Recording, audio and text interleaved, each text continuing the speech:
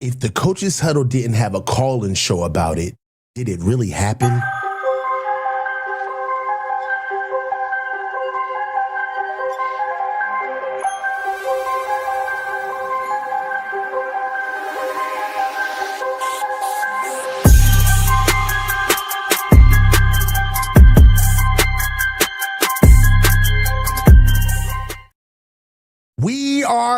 We are here. Welcome back to the Coaches Huddle. It's your boy, the coach with the Field Meets family. And this show is brought to you by Prize Picks. And guys, we got another one, the favorite show of the platform. Guys, you know I can't get enough of talking to you guys face to face.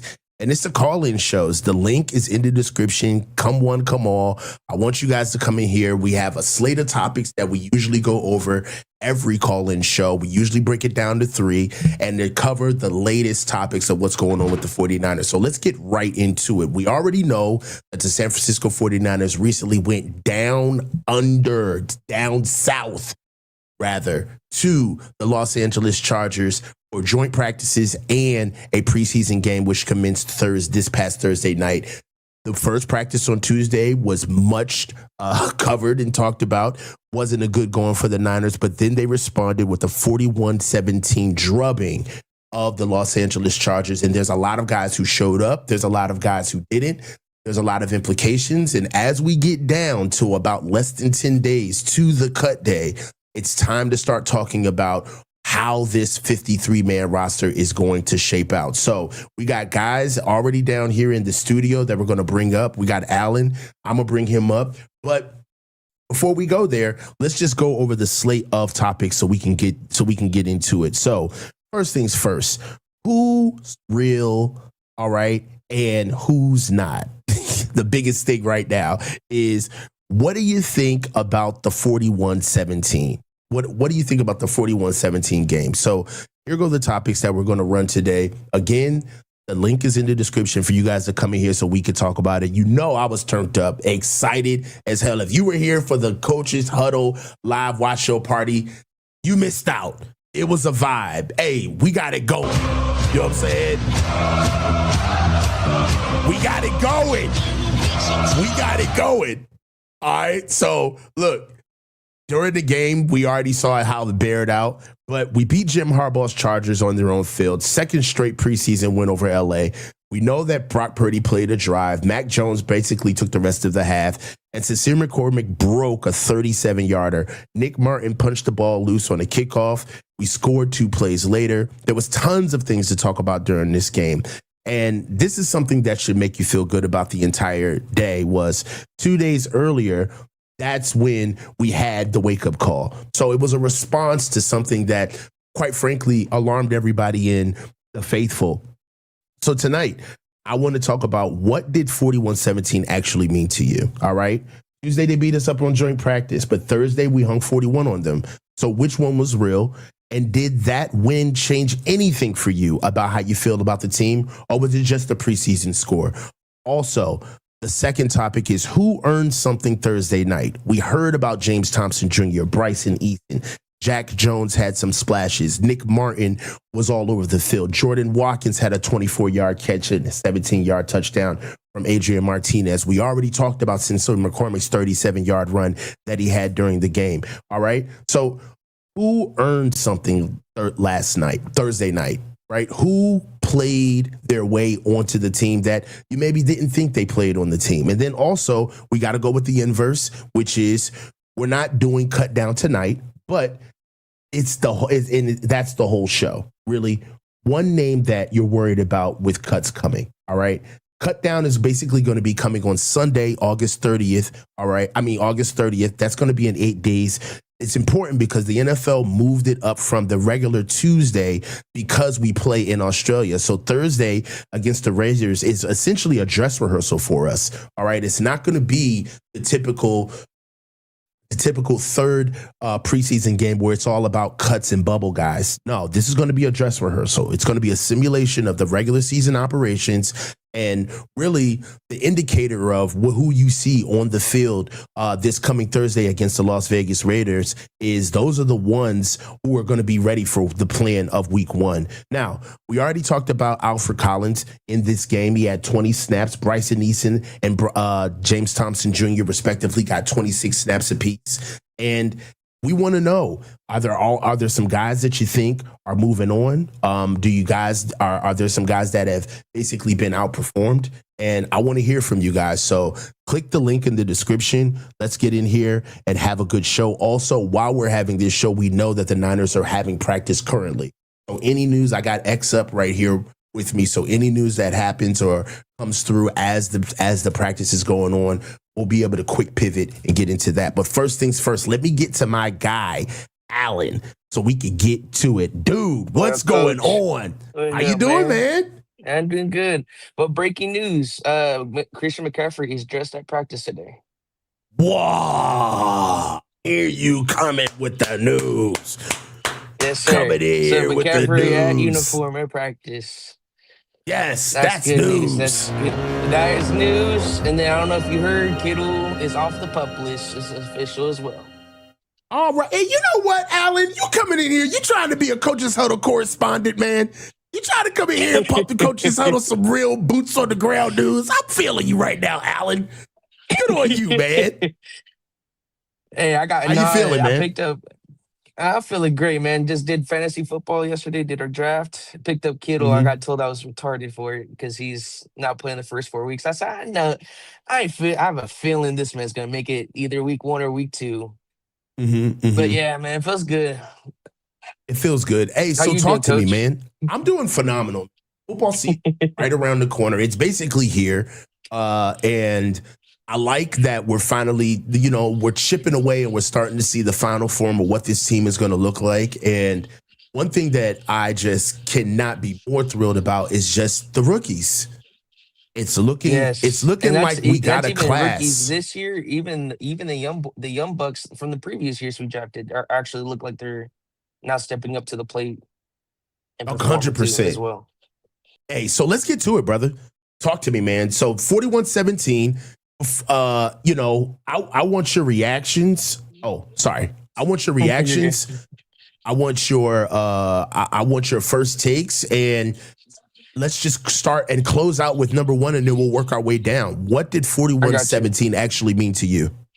I think with those scores, because even yesterday I seen the Colts got blown out by the Falcons, is that our team has more depth, I think, than the Chargers does.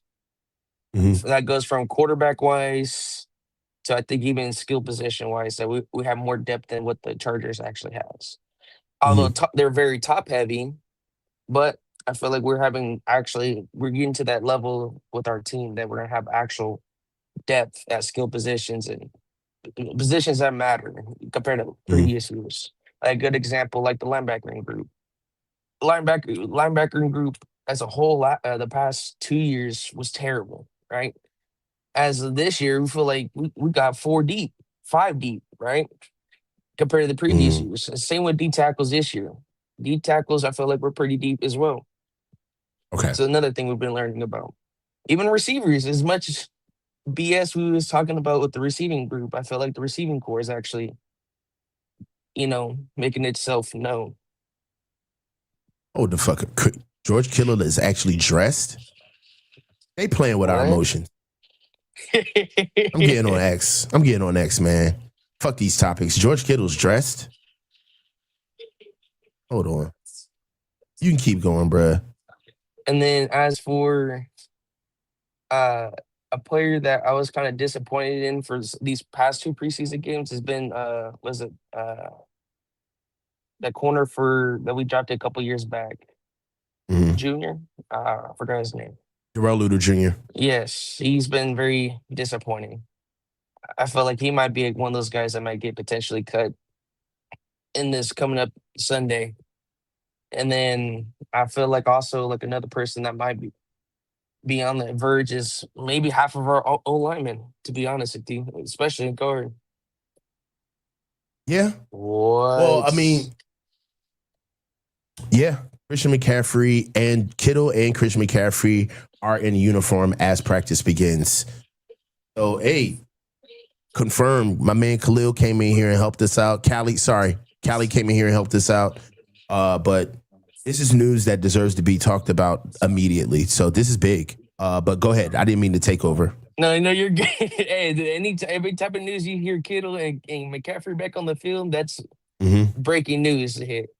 But yeah, man, that's so far what I've been taking away. The thing I take away that's actually been great for us is I'm surprised with so far our defense. Right, last week we had a terrible run game. We were terrible stopping the run, but showing what they did on Thursday kind of make me better, like feel better about the defense in the future. Right, Mm-hmm.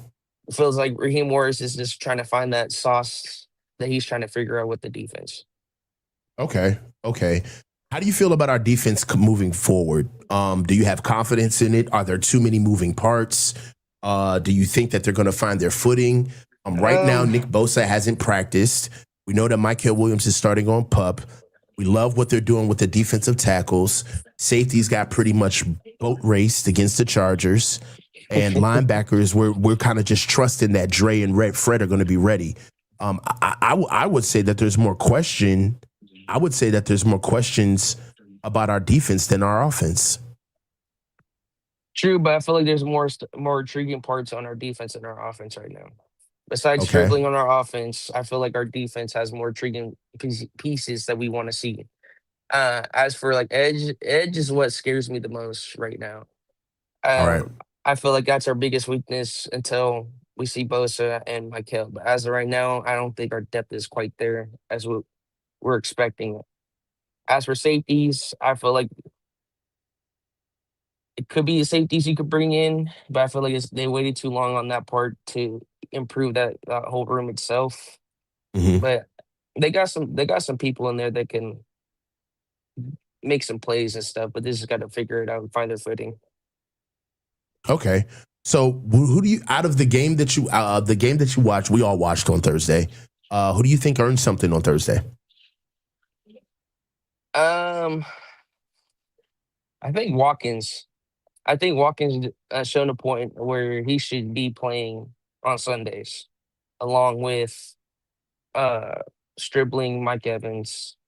I think he should be taking more snaps away than Debo, off of Debo than anything.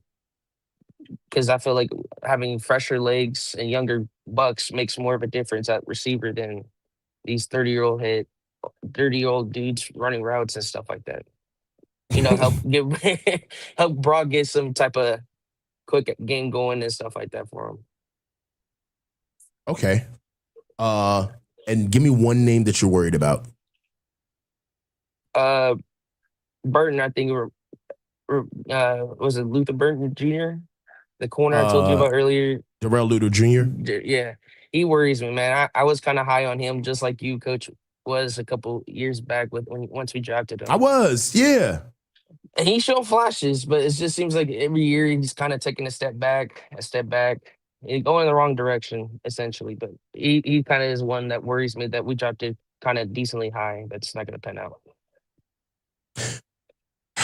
Okay. All right. So Darrell Luter Jr. is a name that you're worried about. All right. So I'm gonna push back a little bit because I don't think that Darrell Luter Jr. is in danger of um helping or hurting our team. He's kind of on the bottom rung of who's gonna make the team.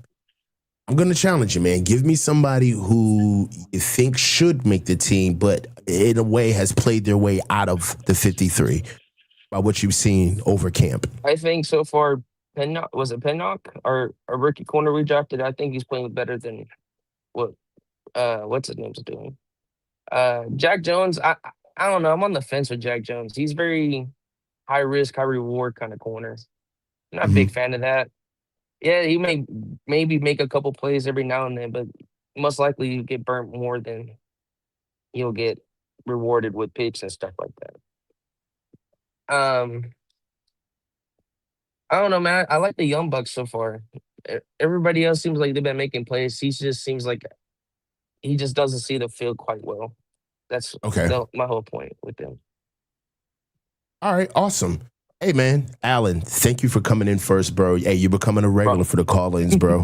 So I'm gonna make sure Uh, you motivating me, bro. You the I first got guy you. in Hey, practice. the one Go ahead. question I do have for you, Coach, is Okay. I was trying to ask Jesse, is what position group was you guys so worried about coming into this offseason that you feel like kind of better about seeing it now with your own eyes and hearing about The D tackles.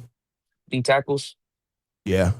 I was very worried about the D tackles because look, man, I don't want a grandstand. I'm not trying to take a victory lap, but everybody knows how I felt about Alfred Collins getting drafted. I didn't like the player. Not the fact that I did. I mean, not the play. I just didn't like the attributes, and it's starting to kind of bear out a little bit. And I'm not taking a victory lap, but I am saying that uh, uh, we thought that those guys were going to be immediate impacts for us, and because were so injured on the defense, they kind of limped their way through their rookie season, and it wasn't highlighted. And now that you can see, bringing in guys that are UDFA's, and they're actually showing us more promise than what we've seen at actual draft picks. On top of trading for Osia Odigizua, he seems to be a real pick. They've all but stamped Grayson Halton as somebody that they're looking forward for the future. So I really like that. Like before, when we had our last game of the season, I didn't. If you would have told me that we were going to bring in 4 brand new defensive tackles that all have the opportunity to contribute, I would have told you I'm thrilled. So, what we're doing with the issues that the bottleneck that we may have with Alfred Collins and CJ West and trying to figure out who we keep on this team, it's a good problem. I would say the defensive tackles. Yeah, I think the only downside with Collins, man, I think it's kind of the same thing. Was a year or two back with Pooney when people said Pooney was not doing too well. Well, I feel like I give him a grace period here just for the fact that he didn't have his full off season that he was supposed to have. Same with CJ West. Where they can I get agree with that. their juices flowing and trying to figure out and stuff like that. They're more rehabbing on the rehab side than actually producing and getting developed. Hey, man, I agree Uh, with you. Hey, brother Alan, thank you I'm so going, much for Coach. calling in, man. Keep calling in, brother. Thank you, Talk to Coach, you. man. All right. Hey, man, let's get Caymans in here. We're going to get Alex and Hunter. You're up afterwards. Oh, my man. What's going on, brother? What's going on, Coach? How you doing, man? I'm good, man. How's life been treating you? Oh, blessed as always, man. Blessed as always. I'm just trying to figure out where I can get that Doug Kramer Jr. jersey from. Just joking. Just messing Oh, with you. I see you bringing in that little bit of holiness conversation. I'm about to say highly favored. You know Yes, what I'm saying? I hear it in your voice, man. I hear the anointing. How you doing, man? Hey, I'm like I said, man, I'm blessed as always, man. Super excited about the George Kittle news, honestly, man. Yeah. CMC. I don't think folks understand how if you're going to scheme up a defense to defend this offense with all these guys on the field. Mm-hmm. You think about an offense that has Stribling maybe as your last option when you have a CMC, George Kittle. I mean, you got Mike Evans. If they lined up in 5 wides, what would you do? You know what I mean? I understand the Rams have made some big acquisitions in the secondary, and that's good and great and all. And I understand that they have Myles Garrett, but I mean, Brock Purdy evades a free rusher like nobody else in the league. He's built for a time such as this. He's used to this. Mm-hmm, So I'm just thinking that, I mean, what's it going to look like when all these guys get on the field healthy? I'd like to see it for at least a series or two to see what any of the top defenses of the league. I mean, selfishly, Coach, I'd really like to play Seattle the first game. I think that'd be a good litmus test for where this offense really is when you get all these guys on the field. No shade at Seattle. We know they are who they are. They're we know who they are. Champs. We do, yeah. Absolutely. But I mean, you can't double all those guys. True. We're gonna start right away, man. As far as the season's concerned, and I like the way the season really bears out for. I'll get to this quickly before we get into our topics, but sure. Right away, Rams off the break. Neutral site, and we're going to know exactly who we are after that. Absolutely. But after this game, it's going to be important not to overreact because we have about 2 weeks of teams that we should be able to handle because we have Miami at home and we've got Arizona at home, right?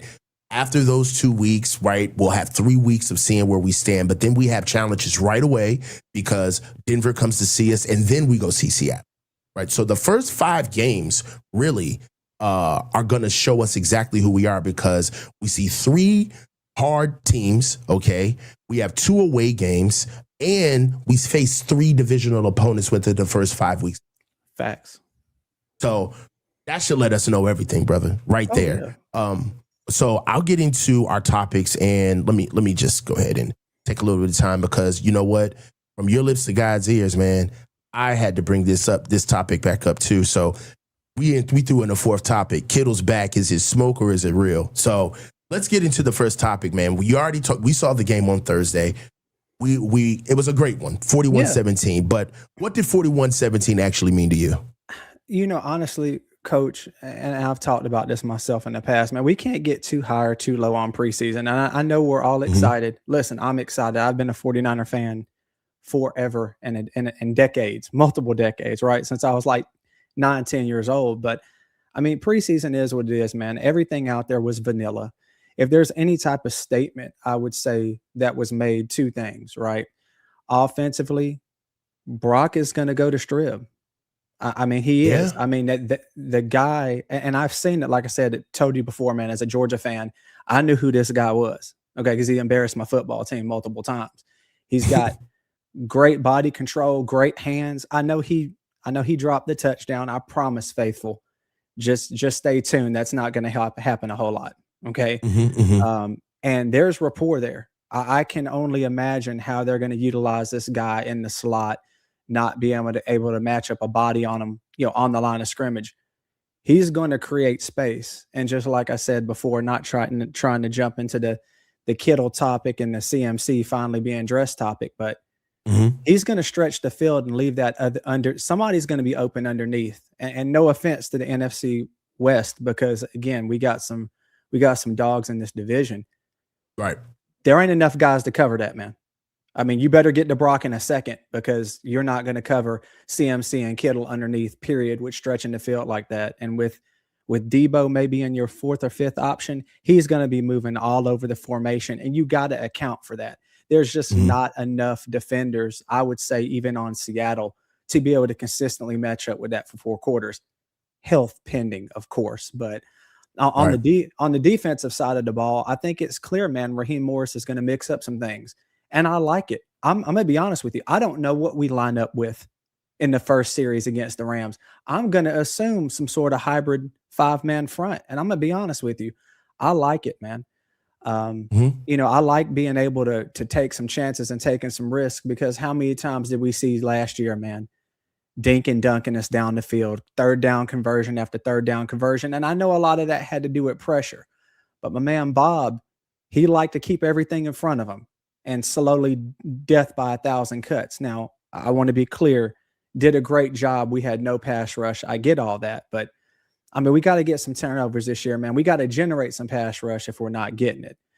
But I would say, honestly, Coach, and I know this is not popular, and I've been harping on this, and if the faithful out there has eyes, you know what I'm excited about the most? When that has been consistent. The reason we made the playoffs last year, to me, didn't have to do with the defense. It didn't even have to do with Brock, man. Our special teams is insane. And now you throw in Waitman. Now you throw in, somebody that can actually consistently return punts. I mean, my man Eddie Money's out here making all the extra points, all the tough field goals, 15-yard penalties, backing the man up, still hitting kicks. Now we got Jacob Cowing actually healthy and on the field. Jacob Cowing is a dog, man. He could play. He was productive in college. He just couldn't stay on the field. You add all that in, man. The reason we made the playoffs last year was consistent special team play. It's just what it was. And that's what I learned the most.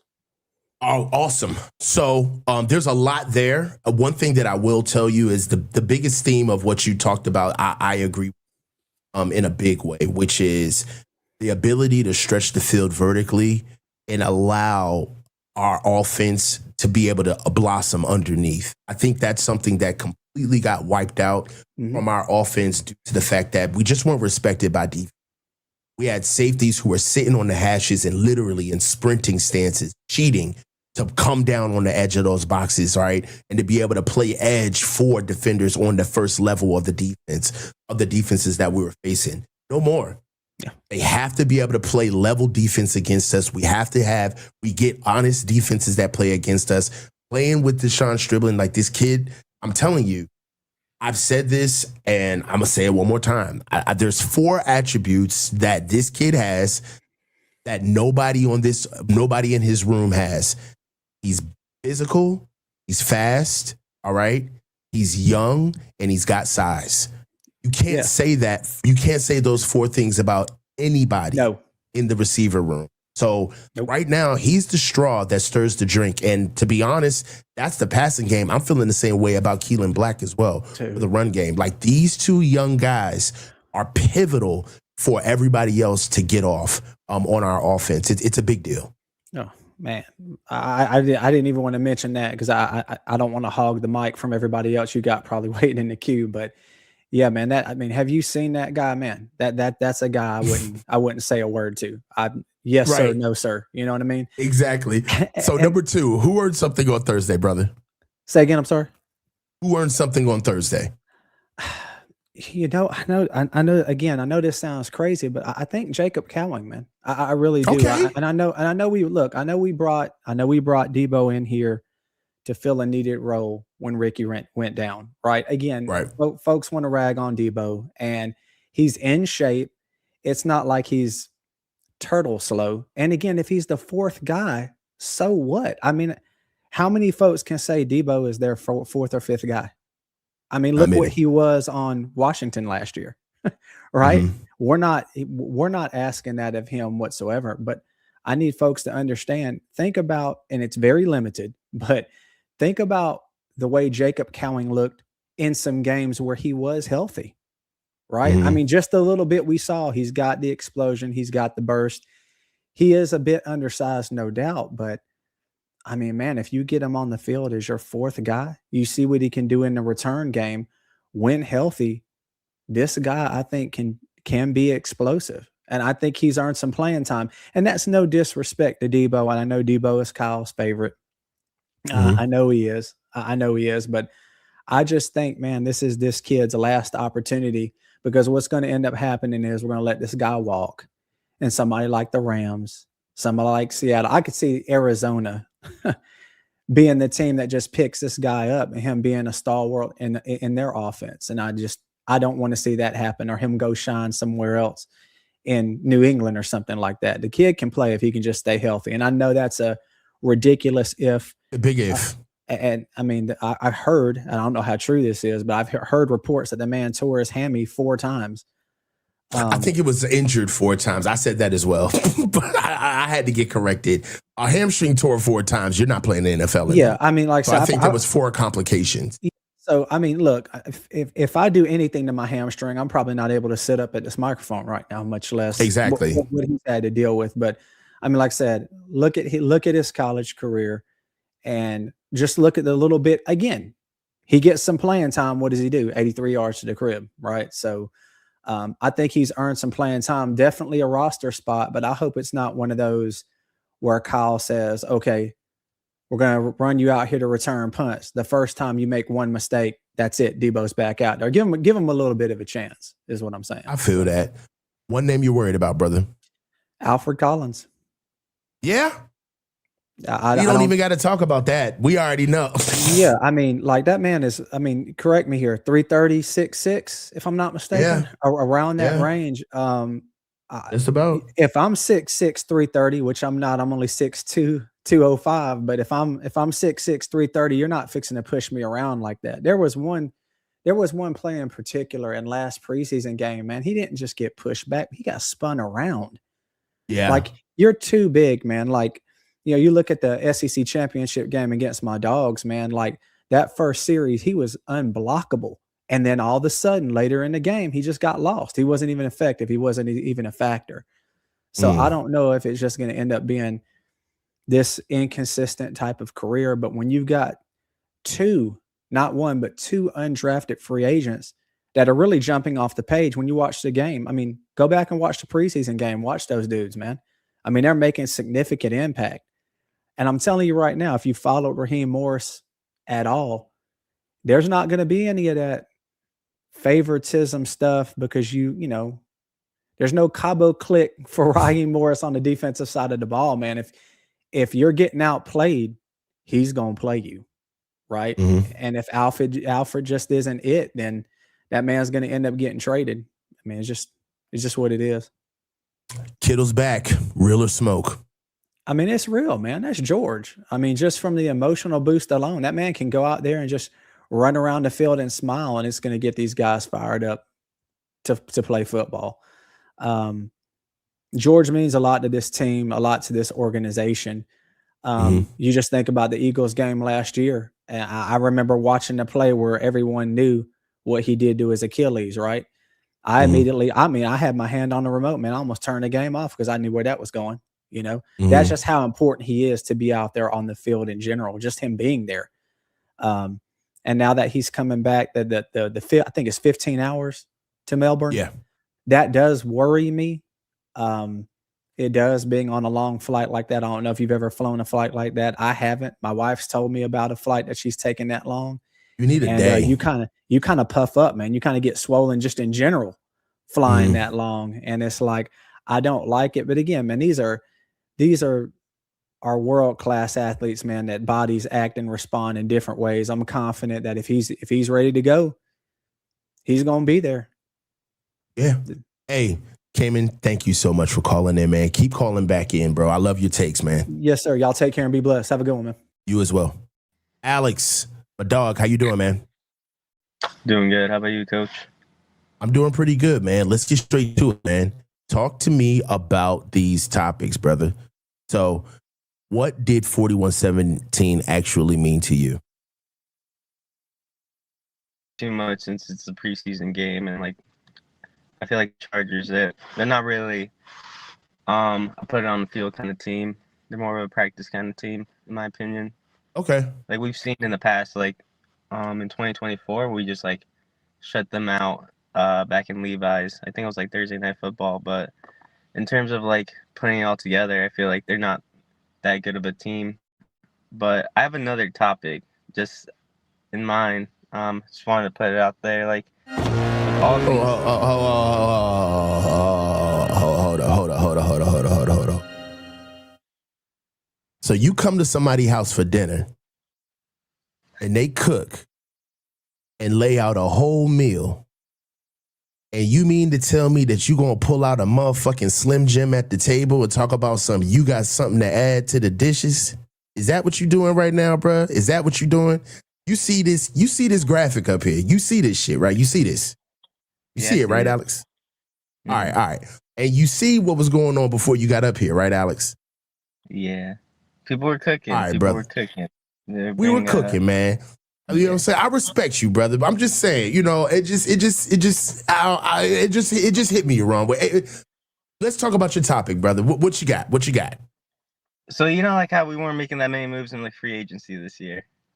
People were talking about the Niners didn't add depth. There's so many free agents, and I feel like that relates to the 2027 free agent market. If you look on Spot Track, there's so many people that are going to be available all throughout the salary ranges. Mm-hmm. But now, seeing that Jeffrey Simmons got signed, Kyle Pitts got signed, it's that market is deteriorating, which doesn't make sense to why we're holding our funds for the next year. Okay, so the question for you is that you're asking basically is why does it seem that we're hoarding onto money instead of spending money on guys that are available now? Yes, and also because next year I feel like we're gonna blow up the team, just because our cap, we're already in the negatives, and it seems like this year is our ride or die year. So it's I feel like we need to make some trades on the secondary and interior. I mean, we have Osa, but I think we need one more interior defensive piece that is just supremely dominant in order to be like real contenders and have that like confident like defensive side of the ball to where like we know like if we go against like any team, like we're gonna be set. Okay. Well, we're about to have a little bit of a thought exercise right now because I agree with what you're saying, man. You know, and I really like the fact that you brought this point up. But what we're gonna do is we're gonna learn something called circling back. So in these topics, right, you could have brought that up with one name that you're worried about, right? Or you could have circled back and folded that into who earned something Thursday. You know, Alex, this is the first time, brother, and we gonna be able to work it out, brother. We good. No matter what they say about you, man, I like you. All right, but who earned something on Thursday? Let's move on to topic 2. Oh, James Thompson Jr. All right. I like sure. that. For sure. Yeah, no, James Thompson Jr. for sure. Like, I really had high hopes for him throughout the draft process. When I saw him put up like 30-some presses on the bench press, I was like, oh my God, like, he's on my board for sure. And I'm just happy that we were able to sign him like in the undrafted market. But yeah, I think we're really stacked on that D line. But still, again, it's like we have depth, but we don't have that like second to gem piece next to Oso to where it's like, okay, it's like now like we're just wrecking plays, play after play after play. But like we're getting good quality depth in James Thompson Jr. and even like someone like Jordan Watkins, like like he's starting to make plays. He's starting to make a name for himself to where like, let's say it's like Kyle needs to drop a play, like all our receivers are down and out. It's like Jordan, get up on the field. Yeah, Alfred Collins is getting banged on right now. It is what it is. All right, man. So let's get into the last topic, man. Because I've been kind of feeling how your takes are. I'm interested in how you feel about the 4th topic. George Kittle's back. Do you think this is real or smoke? It's real because they don't want to use that. I feel like there's going to be like, we have so much depth that we're going to need to start some people on the IR list. And having George available allows us to have that chess game where we're playing like roster shuffle. And then maybe it's like, CJ West, he's not recovering from his concussion as we thought he would. Like, let's put him on the IR so then we can keep like Bryson Eason, James Thompson Jr., Osa, and whoever and Alfred Collins without having to like cut one of them. And then like see as the season goes on, it's like, okay, maybe one of them get hurt. It's like shuffle in and out. Same with like our secondary. It's like, oh, we need to use we don't want to cut Ronaldo Green, but we're not getting any trades for Ronaldo Green. Let's put him on the IR list. So then like we can keep him and we can keep like Jack Jones, all the other pieces and like Ephesian Price. I'm thinking like we have so much depth in those 2 positions that like George Kittle coming back allows us to like have those rosters IR spots available. That's good, man. Hey, so having George back, I'm excited about it, but you know, I'm waiting for somebody to come up here and give some pushback. Is there a world, and I'll ask you this before we close out, is there a world where we're rushing George Kittle back? Oh, for sure. Yeah, because like that flight to Australia, I mean like just being like so out of rhythm with like your circadian rhythm and like all the inflammation and everything like that. It's like one misstep, even just like a physical violent sport of football, it's like just one good play from the defense, it's like he can be like knocked out for the rest of the season. Yeah. It's concerning. I don't know. Rushing them back just to have them back from Melbourne and setting them back even more for the rest of the season, we'd look absolutely crazy. So we got to bear it out and see how it falls. But Alex, thank you so much for the call, man. Thank you for being a good sport too, man. Call back again. Talk to you, Hunter. Yo. What's good, dog? I'm good, man. How you doing? You got any new topics you want to talk about before I bring up any topics, man? Brother, I'm gonna follow the rules, brother. I'm gonna follow the rules. Man, I'm gonna follow the roadmap. Look, we got GPS for a reason, baby. Exactly, man. Be where your feet are.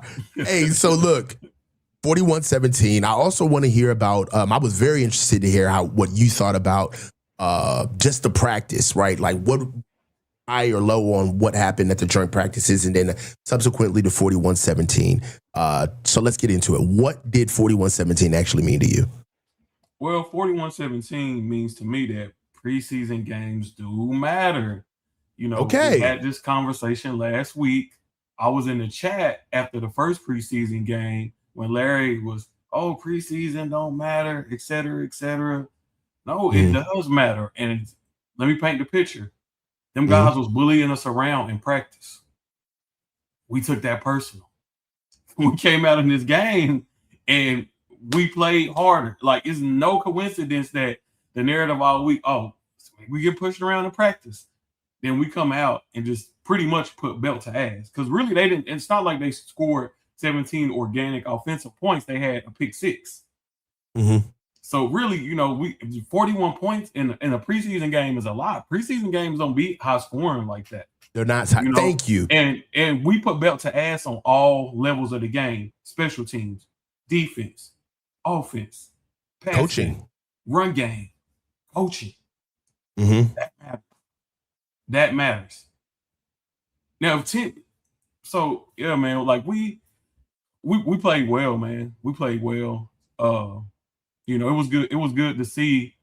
Like I said, I like to see the young guys go out and play well. I like to see that. If people say, "Oh, it's just preseason, no matter," I like to see our young guys go out and play well because one of the earlier callers said it's showing we got depth, right? And at least we know our depth is better than the Chargers' depth. It was a depth game. It was, and when does depth show up? Later in the season. That's when depth shows up. Injuries. That's when depth shows up. We, you know, and we in the past we have always said the issue with this team is the depth. The depth is not there. Okay.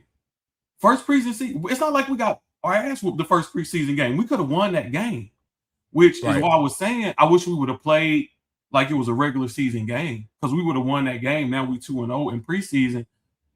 We finally seeing the depth. We've been a lot of people been critical about John Lynch and Kyle and their drafting, right? But now we finally starting to see our depth, or that drafting, us developing young guys pay some dividends. So I was ecstatic about the 41-17 win. I'm glad you mentioned that. I felt like the 41 points was indicative of the depth too. So who earned something on Thursday? Man, I'm gonna go with Jordan Watkins because you know, it was kind of like he's a forgotten guy on his team, you know, but he was a fairly high pick. You know, he just never really have gotten a chance, you know. And I understand that again, it's preseason, you know, he playing against second and third stringers, but you put something positive on tape. And now we kind of looking at the future. Let's say we lose Mike Evans, we lose Debo. Now, next season, okay, we got Stribling, we got Jordan Watkins, and whoever else you want to put in there. I've seen somebody on Twitter say Ricky Pearsall, but man, we can't count on Ricky for nothing. But now we're starting to see that depth, and we're starting to see, hold on, this team not looking. We can lose a lot of these vets next season, and we're gonna be all right. Keelan Black look good. So you imagine Jake Tonjes done already proved he can step in and play. So we got Purdy, Tonjes, Stribling, Watkins, Keelan Black. It's kind of like, hold on now. Like we got some young guys. We building for the future. It's exciting, man. Even if the season don't play out the way we would like it to, the future ain't looking bad with these young guys showing that they can play. Yeah, I understand. I agree with the youth movement. I'm excited that it's not only just the rookies that are playing now, but we're getting Nick Martin is starting to show up. You know, we're excited about Upton Stout. There's some guys that we can carry over where the floor is raising. So I agree with that wholeheartedly. Price talk on defense. You know, nice, tall, rangy corner. Like we got some guys to be excited. You know who my comp is for him, right? You know who my comp is for him? Antonio Cromartie? Marcus Peters. Marcus Peters. Man, Marcus Peters. And they both went to Washington. I love his game. Antonio Cromartie is a good one too. But I like Marcus Peters, man, because Marcus Peters, man, he's aggressive, dog. He was damn near a linebacker at corner. I love Marcus Peters' game. All right, so number 3, one name you're worried about. Okay, so this is gonna be a little bit out the way and probably unexpected. I'm gonna say Ricky Pearsall, man. Oh, okay. Because I think he's gonna get Wally pipped. Yeah, because like Strib, we ain't even started regular season yet, and Strib done shown us way more than Ricky has. Disrespectful now. You're disrespectful now. Because this is why I say that, right? Okay. A lot of what you see from Ricky, like Ricky didn't have a single touchdown last season. I guarantee you, Stribling will have a touchdown by at least week 2. I don't think did Ricky have a? I don't think he had a touchdown. Hold on, I think Ricky scored last year. Did Ricky score last year? Hold on. I don't think Ricky scored last year.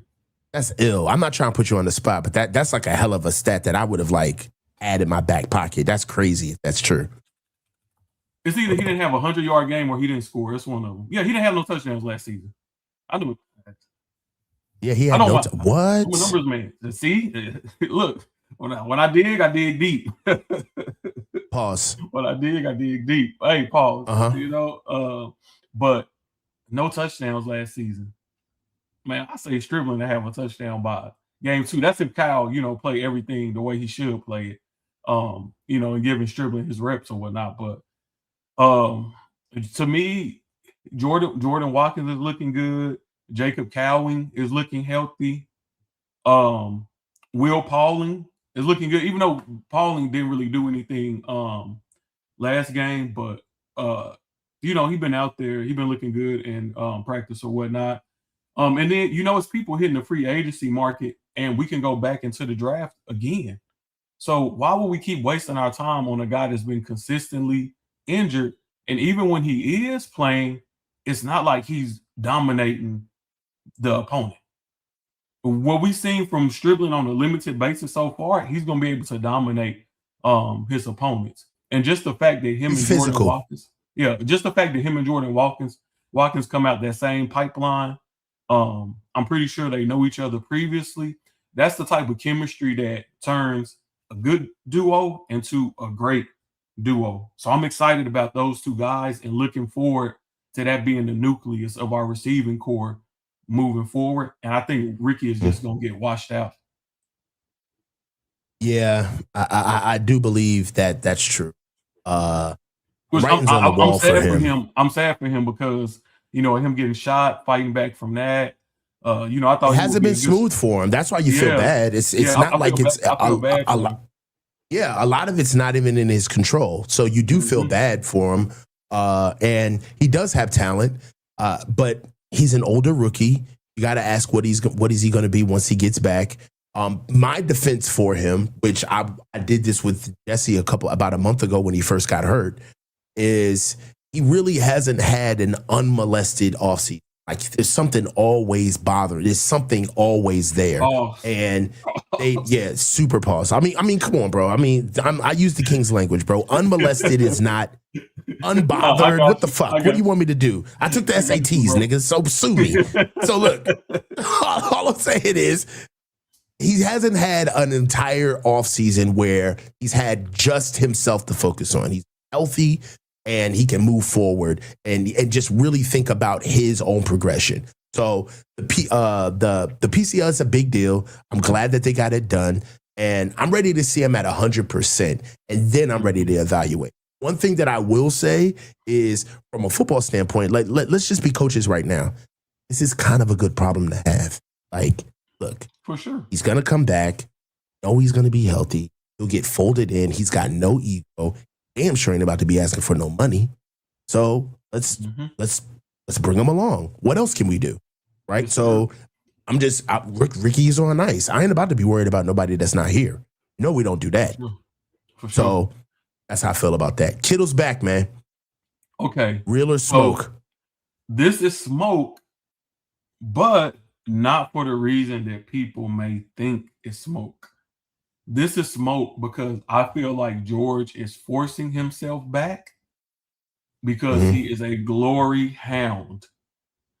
Remember when Fred was trying to fight back from injury towards the end of last season, was trying to make that pushback from from injury, right? And I can't remember if it was a post-game interview or it was a pre-game interview, and Kittle he took a little low blow and said, "Oh, look at Fred. I can't even hear because Fred over there aura farming." Yeah, I remember that. And that you know from a real level, that's shade.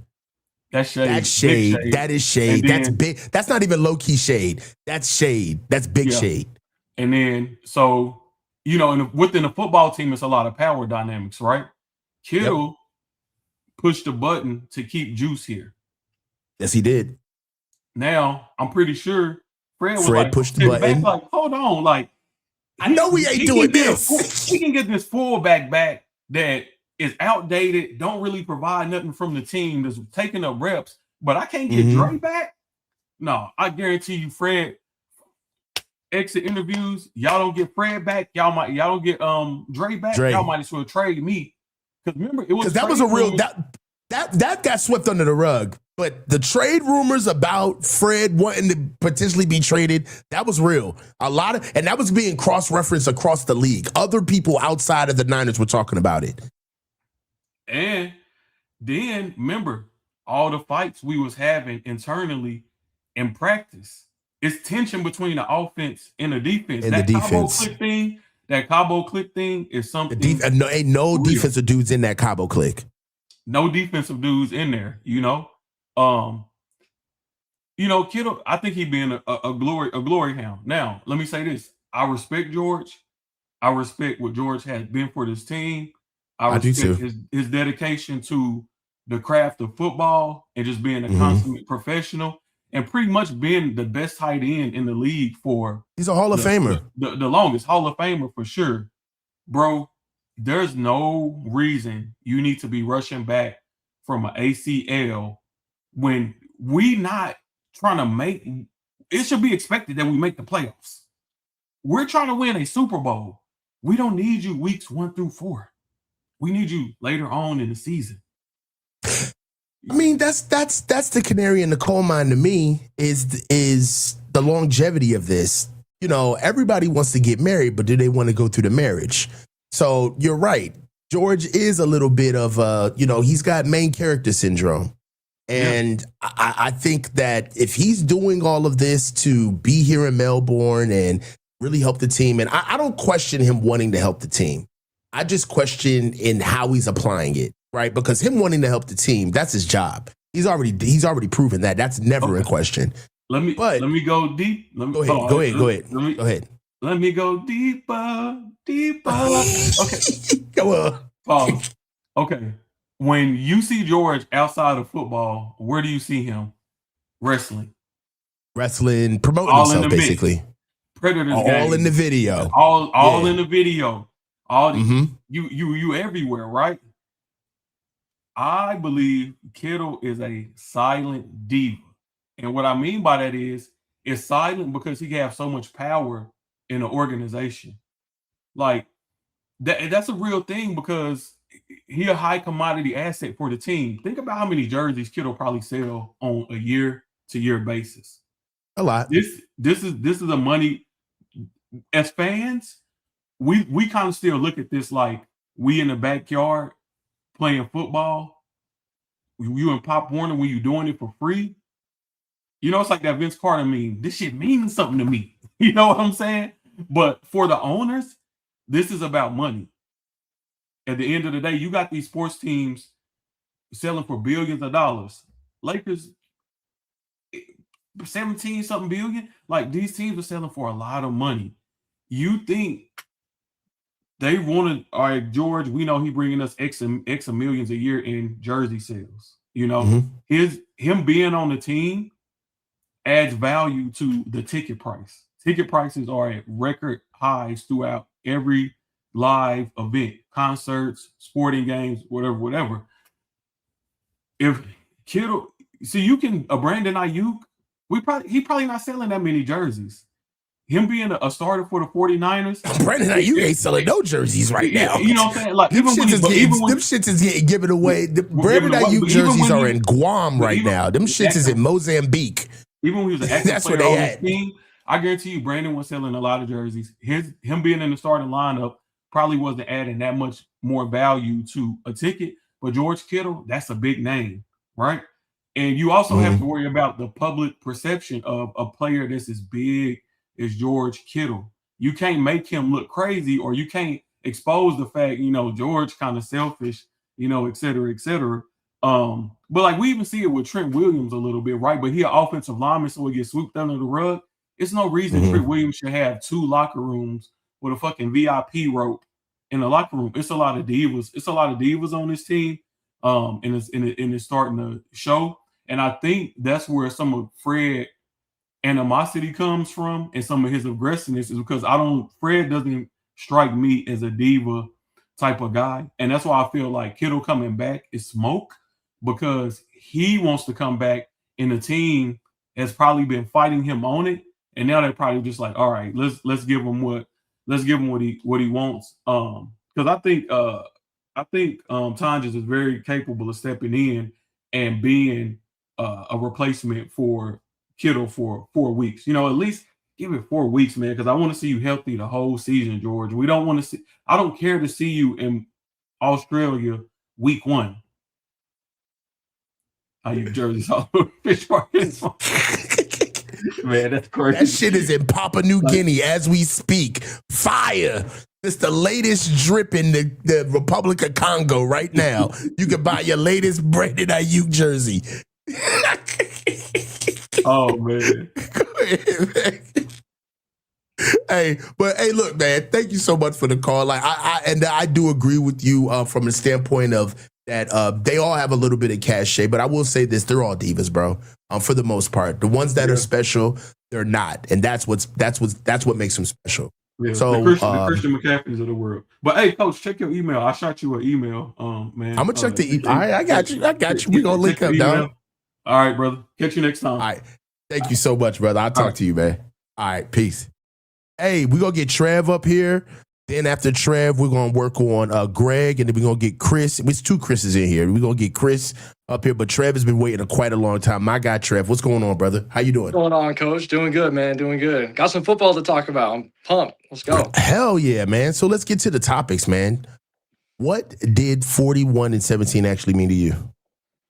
I mean, it's something, but it's not everything, right? Just like practices and everything, preseason games isn't everything, right? Like starters aren't out there. But I did like what our depth showed, especially, quarterback play, whether it be Curtis Rourke, Mac Jones, with the exception of Adrian Martinez. That was trash. I ain't ever want to see him on the field again. That was so bad. We doing underhand passes, man. What are we doing here? This is crazy. Yeah, he hit us with the Uncle Rico. Yeah, I can throw it over the mountains. Out the back of the end zone, like too tall for everyone. It's crazy. Yeah. Yeah, I mean, it's something for sure. I definitely liked what I saw out of the young guys, especially the defensive line, young DBs like Prysock. I like what I saw from him. So definitely a lot to like there. The one thing that does concern me, or like you got to have a little bit of caution, or at least acknowledge it. We're a team that talks a lot, and we're a narrative-driven team for sure. So I think maybe part of the reason why we came out firing on all cylinders was because of how the Chargers interpreted the practice, which we got dominated, right? Like everyone knows that. The media, like that was out there. That was a narrative. So when we come in firing on all cylinders, it's because we got that chip. We got something to try and prove. Like, yeah, we're the Niners. We're going to come out here, smoke them boys. So I think that there could be some of that, because I know in the past we've had games where we've blown out a team, and then the next week we're like, oh, yeah, we just blew out this team. We should be really good. It looks like a good matchup. And then we just kind of come out kind of flat. So I hope that we keep that chip and that we don't just like be complacent with, oh, yeah, we dominated this team. We're going to come out and do the same thing next week and then just kind of fall flat because you did a lot of talking and then you can back it up for 1 week and then you're like, oh yeah, we're good. We don't have to show up next week. Trev, I'm going to tell you right now, man, you're the first person that has actually said that about this win, where you connect the dots on this is what they do. They're front runners. And when they get embarrassed or when they get a reality check, the first thing that they do is they overcompensate. All right. And we get the best version of the Niners after they get their ass whooped. And then it's right back to regular schedule programming. And if you think about it, if there's ever an environment to really pull that off, it's in a preseason game where they're not expecting you to necessarily be going game speed and putting everything. Trev, that's a great point, man. I'm glad that you brought that up. Thank you for highlighting that, man. Yeah, for sure. Mm-hmm. So let's get into question 2, bro. Who earned something Thursday for you? Yeah, I mean, definitely James Thompson. I don't think we can cut that guy. He's got to make the team for sure. Bryson Eason, I like the push that I'm seeing from the middle of the D line. And then Prysock, I mean, he wasn't really targeted that much, but both times that he was targeted, he knocked that ball away. I really liked the range and length on him. So I definitely think that he earned something. A lot of people think that Cowing earned a roster spot. I'm not convinced. I think it was good for him. I like to see the punt return for a touchdown, but there's reports that he's dropping a lot of balls. So he's not going to be used from the line of scrimmage. At least I don't even see him in like a Ray McLeod type of role that he had. I don't think he's reliable enough for that. So I don't think that he necessarily earned a roster spot. Although if we're just having him as like a designated return guy, I mean, it's possible that we keep him on the roster. But I don't necessarily think he earned anything. But definitely people that earn stuff, I would say the defensive linemen up front, I think they look good. And then I'd say Prysock. Awesome. One name you're worried about? All right. So I'm definitely worried about our safeties, but I'm not going to go in that direction. I mean, I know how you feel about Jair Brown. I know how I feel about Jair Brown. I mean, I see him get burnt regularly. He doesn't have the speed.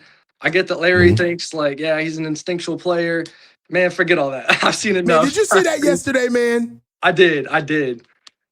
I love Larry, man. But I you know what I think? I think part of that is Larry, and I have to say this in Larry's defense. When you deal with somebody on a face-to-face basis and you actually see this person in real life, okay, you cannot act like none of that matters once you get on camera. Sure. Even if you do not like somebody, or if you don't like their performance, I myself would temper my words if I was talking about you and me and you know each other in real life. And so I do feel like that was a little bit of the conversation where we were on the same page, but Larry was trying to signal to me like, you know this guy? Like, come on. So in his defense. But yeah, I agree with you. It was wild. So, but I'm going to go in a different direction. I'm going to say I'm worried about Nick Bosa. I'm not really worried about Christian. I've seen him do it. I'm worried about Bosa. You know, it's the third ACL tear that he's coming back off of. We didn't have a lot of sacks from our defensive ends last year. I'm looking at it right now. Cleveland Farrell had 4. Bryce Huff had 4. Nick Bosa had 2. Keon White, 1.5. Michael, 1 sack. So 12.5 sacks from our defensive ends over the course of last year. If Bosa can come back and have a good, healthy season and get 12 sacks, that's as much as all of our defensive ends from last year. But kind of to segue into something else that I wanted to touch on real quick. Is there a world where if we have the renaissance in our D line, that if we can just collapse the pocket and keep contained, is there a world where we don't need a Nick Bosa edges if we can just contain and get pushed from the pocket? Because, I see what you're saying. Because Seattle last year, they won the Super Bowl. Uchenna Nwosu had 7 sacks. Leonard Williams had 7. Ty Okada, 1.5. And then half a sack from Ernest Jones and 3.5 from Drake Thomas. So that's a total of 16 sacks that they had from their defensive ends last year. And most of their success came from collapsing the pocket and good coverage on the back end. So is there a world with guys like Grayson Halton, Oso Digizua, James Thompson, is there a world where if we keep contained and we just get, 3 sacks from Samo, 3 sacks from Okonkwo, 5 sacks from Bosa, is there a world where that plays? Trev, you are fucking cooking. Appreciate it. You are cooking, dog. Yes, there's a world where that happens. As a matter of fact, I think that's what they're trying to do, Trev. I believe that us not being able, all right, okay, well, let's just talk about football in general. It's far more important for you to collapse the pocket and to alter the depth of the pocket than it is to be able to have edges come off the edge and go get the quarterback. You spend so much more energy getting edges to go get the quarterback coming off the edge, and the risk to reward is not as high a yield as you think it is versus having a defensive tackle and 2 defensive tackles that can literally penetrate and push the depth of the pocket, because as the depth of the pocket suppresses, the edges get softer, okay? Which means it's easier for the edges to actually perform sacks and be able to get quarterback hits and hurries, and there's nowhere for the quarterbacks to step up. I think that's a huge part of what hurt our pass rush last year. It's not necessarily the lack of edge talent, but it was the lack of push in the middle, okay? And not having quarterbacks have to be able to change platforms and have the picture change, because they're sitting back there baking cakes. You can much rather feel an edge coming from your peripheral or coming from your front side, but you can't really do anything about an offensive lineman being pushed in your lap, okay? You have to alter the picture. All of the launch points, passing windows completely change once the pocket gets distorted from the inside out. So, man, you cooking, bro. You cooking. This is great. This is a great call. All right, so let's close with our last question for you. Kittle's back. Is it smoke or is it real? I think it's real. I think he's going to come back. I don't think he's necessarily going to be George. I don't know that. He just said it the other day, is there a chance to come back? And he said, yeah, but, I don't want to be a dumbass, right? So I feel like if you come back week 1 and you're putting your foot in the ground, you're blocking defensive ends, if you're blocking Myles Garrett and you're just having to stick your foot in the ground, I don't know that that's smart, personally. Right. So, I mean, he could come back. Maybe it's just, like the other guy said, trying to free up some room to put someone on IR or something like that. Roster shuffling could be something like that. Could make the Rams have to game plan for Kittle and then he's not there. Could be something like that going on. So, I mean, there's a chance that he's back. I think that he probably ends up playing week 1, but I don't think that it's smart. Okay. I tend to agree with you. I don't think that it's smart either. If you're back, you're back. But what are you when you get back? If you're not, you're 70% of what you are when you're back with an 80% potential of you getting hurt down the line because we rushed you back. And what are we really doing? You can get hurt and potentially be shut down for the entire year. And at this stage of your career, to be pushing an injury at this stage of your career, I mean, you're kind of playing around with what you have left in the gas tank, because rehab takes a tremendous amount of work. All right. Like that, it's not the injury that gets you, it's the rehab. All right. It's all of that work you got to do to push back just to get normal. So I'm hoping against hope. I think that he's all right. They're smarter than us. They're the ones who have the degrees, and they're going to Costa Rica and all this other shit and going to Neptune and getting their blood changed. They're the ones who know all of this. All I'm saying is that if you're going to play around with this, you better be ready to go on week 1. Facts. Hey, man, thank you so much for the call, man. Call back in, bro. Like, it ain't a call-in show without you now. You a call-in show vet now. Call back in, Trev. Appreciate it. I love your stuff, Coach. All right, man. Thank you, man. Hey, let's go ahead and get Greg in here. We're going to get Chris. Man, I got 2 Chris's in, and they both bald, and they both got beards. Okay, so we got Chris with the glasses. Okay, so we gonna go laid back Chris first, and then astute Chris later. So we got laid back Chris, and then we got academic Chris. You know what I'm saying? But we gonna go Greg first, and then we gonna keep it going. What's up, my man Greg? Thank you for the patience, man. Yeah, no worries, Coach. Good to see you. It's good to see you as well, man. Let's get straight to it. It's been a long call-in show, and I don't want to waste no time, brother. What did 41-17 actually mean? You know, one thing which stood out to me is I think that on the one hand, it was a little bit of payback for the embarrassment which they suffered at practice. But I think as some earlier callers or speakers hit on, I think it really does show that we have a lot of really good young depth. And it's really great to see them coming in. And I mean, I sat there and I have a friend who's a Chargers fan. And I was just like, dude, you better hope that your starters never get hurt because your backups are trash. Yeah. The floor is low. Yeah. But so, no, I mean, I thought that they came in fired up, but yeah, it was just really great to see a lot of the younger second, third stringers really getting out there and making big plays and, you know, fighting for their roster spots. So that's what I think it really means. Awesome. Who learned something that Thursday as you watched? You know, the one that really stood out to me that was kind of surprising was Sincere McCormick. I agree with that. Homeboy was cooking. He was moving. I mean, Keelan Black looked great, but man, he was like, hey, he's fighting to be like, hey, I should be number 3, you know? Yeah. I do get that vibe from Sincere McCormick. He's a downhill runner, very instinctual, slow to fast through. I love his vision. I love his lower center of gravity. He plays with a very low base, plays with good pad level. So I'm in on Sincere McCormick, and he actually showed some promise with the offensive line that really wasn't playing that well against the Titans. So I agree with you. Sincere McCormick has impressed me. Well, and to me, what's going to be interesting is, okay, is he going to be number 3? Is it going to be Jordan James, who's been kind of out hurt for these past few weeks? I mean, what's going to happen there at that number 3 spot?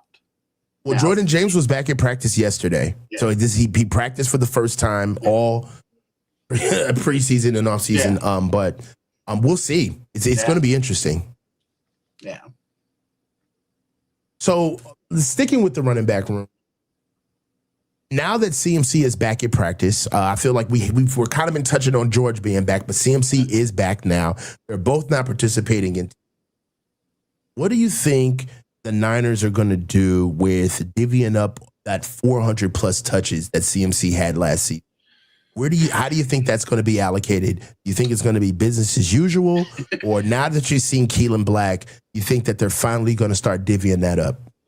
I sure hope the latter, but I just have this bad feeling that, you know, Kyle's history is I'm going to run CMC into the ground, and once he gets hurt, then it'll be Keelan Black's time. But I would personally like to see Black and even McCormick get a few more touches every game. I mean, sure. I mean, you know, CMC's always going to have the lion's share, but Black and I think McCormick have shown that, hey, we can be third down pass catching backs too.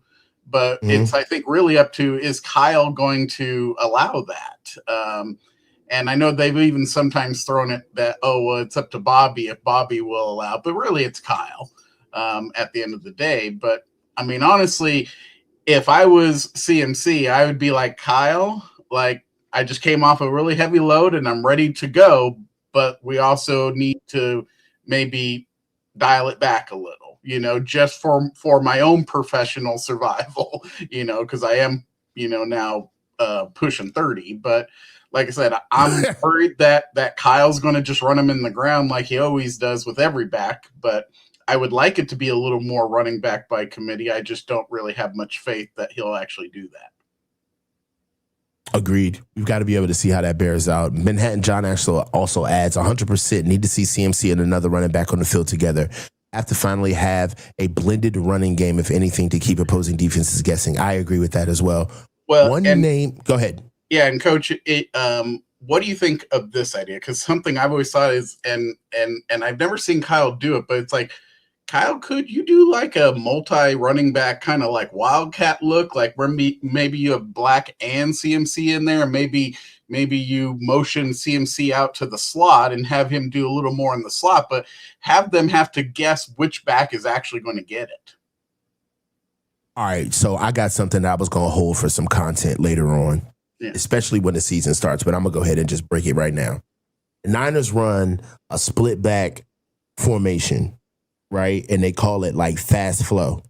So if they're running like 19, all right, they're running like 19. That's like their outside zone.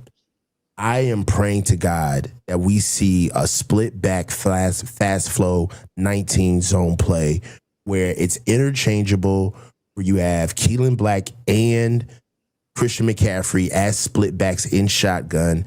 We know that Keelan Black can block. Mhm. All right. Now you've got yourself something that looks the same, but it can be utilized in so many different ways. Yeah. Where now you got RPO, you can split Christian out, and now you got traditional 2x1 if you want to. You can go with option. You can go with you can go with power. You can go with lead and let Kalen block black. I mean, listen to Kalen block black. Kalen black block. No, I get you. You know what I'm saying? Yeah. Like, there's so many things that you can do with both of them on the field. But one thing that I know is a staple in our offense is that split back, fast flow, 19 outside zone. This is what we do all the time. And it would be criminal not to see it. Well, I just like the idea of, okay, like, let's take Juice out and actually have two, like, backs they have to truly, like, figure out, okay, who's going to cover who. And it's like, I played football in high school, but it's like we played what was called like a double wing offense. I don't know if you know what that is, but we have like two or three backs out there all the time. And, we're doing like reverses, fake handoffs and making the defense like, okay, which of these really good backs is actually getting the ball, and I would just like it to be a little more harder for the defense. Cause I think sometimes it's like, okay, well, Christian's in there. He's most likely getting it. And the few times that we, last time we had Debo around, well, it's like, hell, every time Debo's in the backfield, you're like, okay, he's getting the ball. It's like, make them have to guess if, because what if you have Debo and Christian in the backfield? What if you have Black and CMC in the backfield? It's like, well, who's going to get it now? You fake to one, you give it to the other. It's like, to me, I would love to see something like that. I just don't know if Kyle's ever going to go for something like that, but I would like it to be a little more less obvious half the time, because I think half the time you can sit there and be like, oh, yeah, he's going to get the ball. Sure enough, he gets the ball. It's just too predictable. It is predictable. One thing about Kyle's offense and about solutions, sometimes the solution is boring and it doesn't look as cute as it should because it's just what it is. It's straightforward. What I am challenging Kyle on this year is, dude, you got to use your personnel. Gotta use it. Everything can't come linear, dude. You're gonna have to learn how to do this on the fly. All right. You're gonna have to be able to cook in front of the guests. Can't bring out ready-made dishes all the time. So, and one of the things I'm hoping for is that because Black has done so well that it's going to be hard for Kyle to just not give him anything. So I'm hoping that it'll at least open the door to him giving him the ball a little more. If he does well in the regular season with those touches, maybe he'll start giving him a little more. Kyle does like to go with the hot hand. So if Black can continue to show, hey, even if you give me 5 or 6 touches, I'm going to get you, 6-7 yards every carry, then Kyle might be a little more interested in letting him have a few more touches. But just something else that I want to bring up too. It's going to be CMC all the way, One thing that I will say that Kyle does now that I've been around him for many, many years, he holds off wrinkles in the offense for certain periods of the season. Sure. I don't know if you guys remember this, but there was a section in the season where all of a sudden they were doing like this double end look where it was like an inverted bunch look where Juice was on the edge and he was the up back on the edge as a wing, and they were using him as overhang to be like another blocker, or sometimes Juice would actually get the ball. And that was a new wrinkle that they put in like later in the season. We were actually waiting for B-Rob to actually get on the field with CMC. That didn't happen until later in the season. I remember when we had Jordan Mason, right? And remember the Jordan Mason years. We begged for Jordan Mason to be on the field later in games or to be on the field in the red zone. It took Kyle a long time to actually get it done. But I think that they know that when they roll something out on offense, it immediately alarms those who are looking at them to start figuring out ways how to stop it, and not stop it, but be prepared down the line to stop it. So I'm only bringing this up because there's a lot of wrinkles that I'm sure they've thought about all of them, but there's a rollout period, and there is the question of, all right, when do we do this, right? When is it important to do this? So, look, I would love to see split back full flow motion with Christian McCaffrey and Keelan Black on the field together. I think you could build an entire offense off of it, or a package. No, but I totally get what you're saying. See. That it's like you might want to save that for certain stretches of the season where you know it's going to be very effective against certain defenses that you're about to face, or you just want to throw them off balance, making them think, oh, you're just the same old vanilla, but then all of a sudden, boom, week 6, he's rolling out this whole new look, and you're like, what the hell do we do now? So I totally with you there. Again, I would just like to see him start to utilize some of this fairly good-looking backfield that we have, as long as they can all stay healthy in different looks. Yeah, I think in a way Kyle does it by necessity. When he has to do it. Yeah. He's gotten a little high. He's gotten a little used to living high off the hog. When you have somebody like Christian McCaffrey, and you just keep spamming him and spamming him and spamming him, it's got to come from somewhere. But I believe that Keelan Black and Dejon Stribling, they're it. They are our offense. Without them, we're back in the Stone Ages. Yeah, because I haven't seen anything out of Mike Evans. I don't think that Mike Evans. I'm gonna tell you this right now. Mike Evans is not gonna practice this season. I already see it now. He could barely get through camp. He's playing games, dude. Yeah. He's gonna be on the Trent Williams plan. He's gonna practice maybe once a week, and then be ready for the game. Well, I think really where he's going to be helpful is in those goal line situations where his size can just really come at a huge advantage at helping us score, because we did have a issue punching it in last year. Now, maybe between Black and his upfield running, and again, Evans with his ability to have the contested catches. Yeah, but I would agree. I don't expect him to be making a lot of practices. He's definitely on the Trent Williams semi-retirement plan. 100%. All right, so let's move into our last topic. Kittle's back. Is this smoke or is it real? Well, I think we skipped number 3, actually. I'm sorry. One name you're worried about. Sorry about that. Yeah, so one name that I'm worried about, he hasn't played much, which is a little bit of a concern, but I just haven't seen much, is where's Romello Height? I mean, we had a lot of hope, I think, for his selection, and they talked a lot about, he's a bit older, so he's a little more NFL ready to go. And there's been some good reports out of camp, but he just hasn't done much in these last 2 games. Now, I think he missed most of the first game, I think, with an elbow injury. But even in the last game, I think he just had 1 tackle for a loss. And it's I was kind of hoping to see a little more flash out of him. And I'm maybe not completely worried yet because it's only 2 preseason games. But to me, it's that was our, true second-round pick, I believe. We better get something out of that. I mean, especially because we are so thin at the defensive end, group, and we don't know when Williams is going to be back. So I'm a little starting to get a little nervous about the lack of any production against meaningful.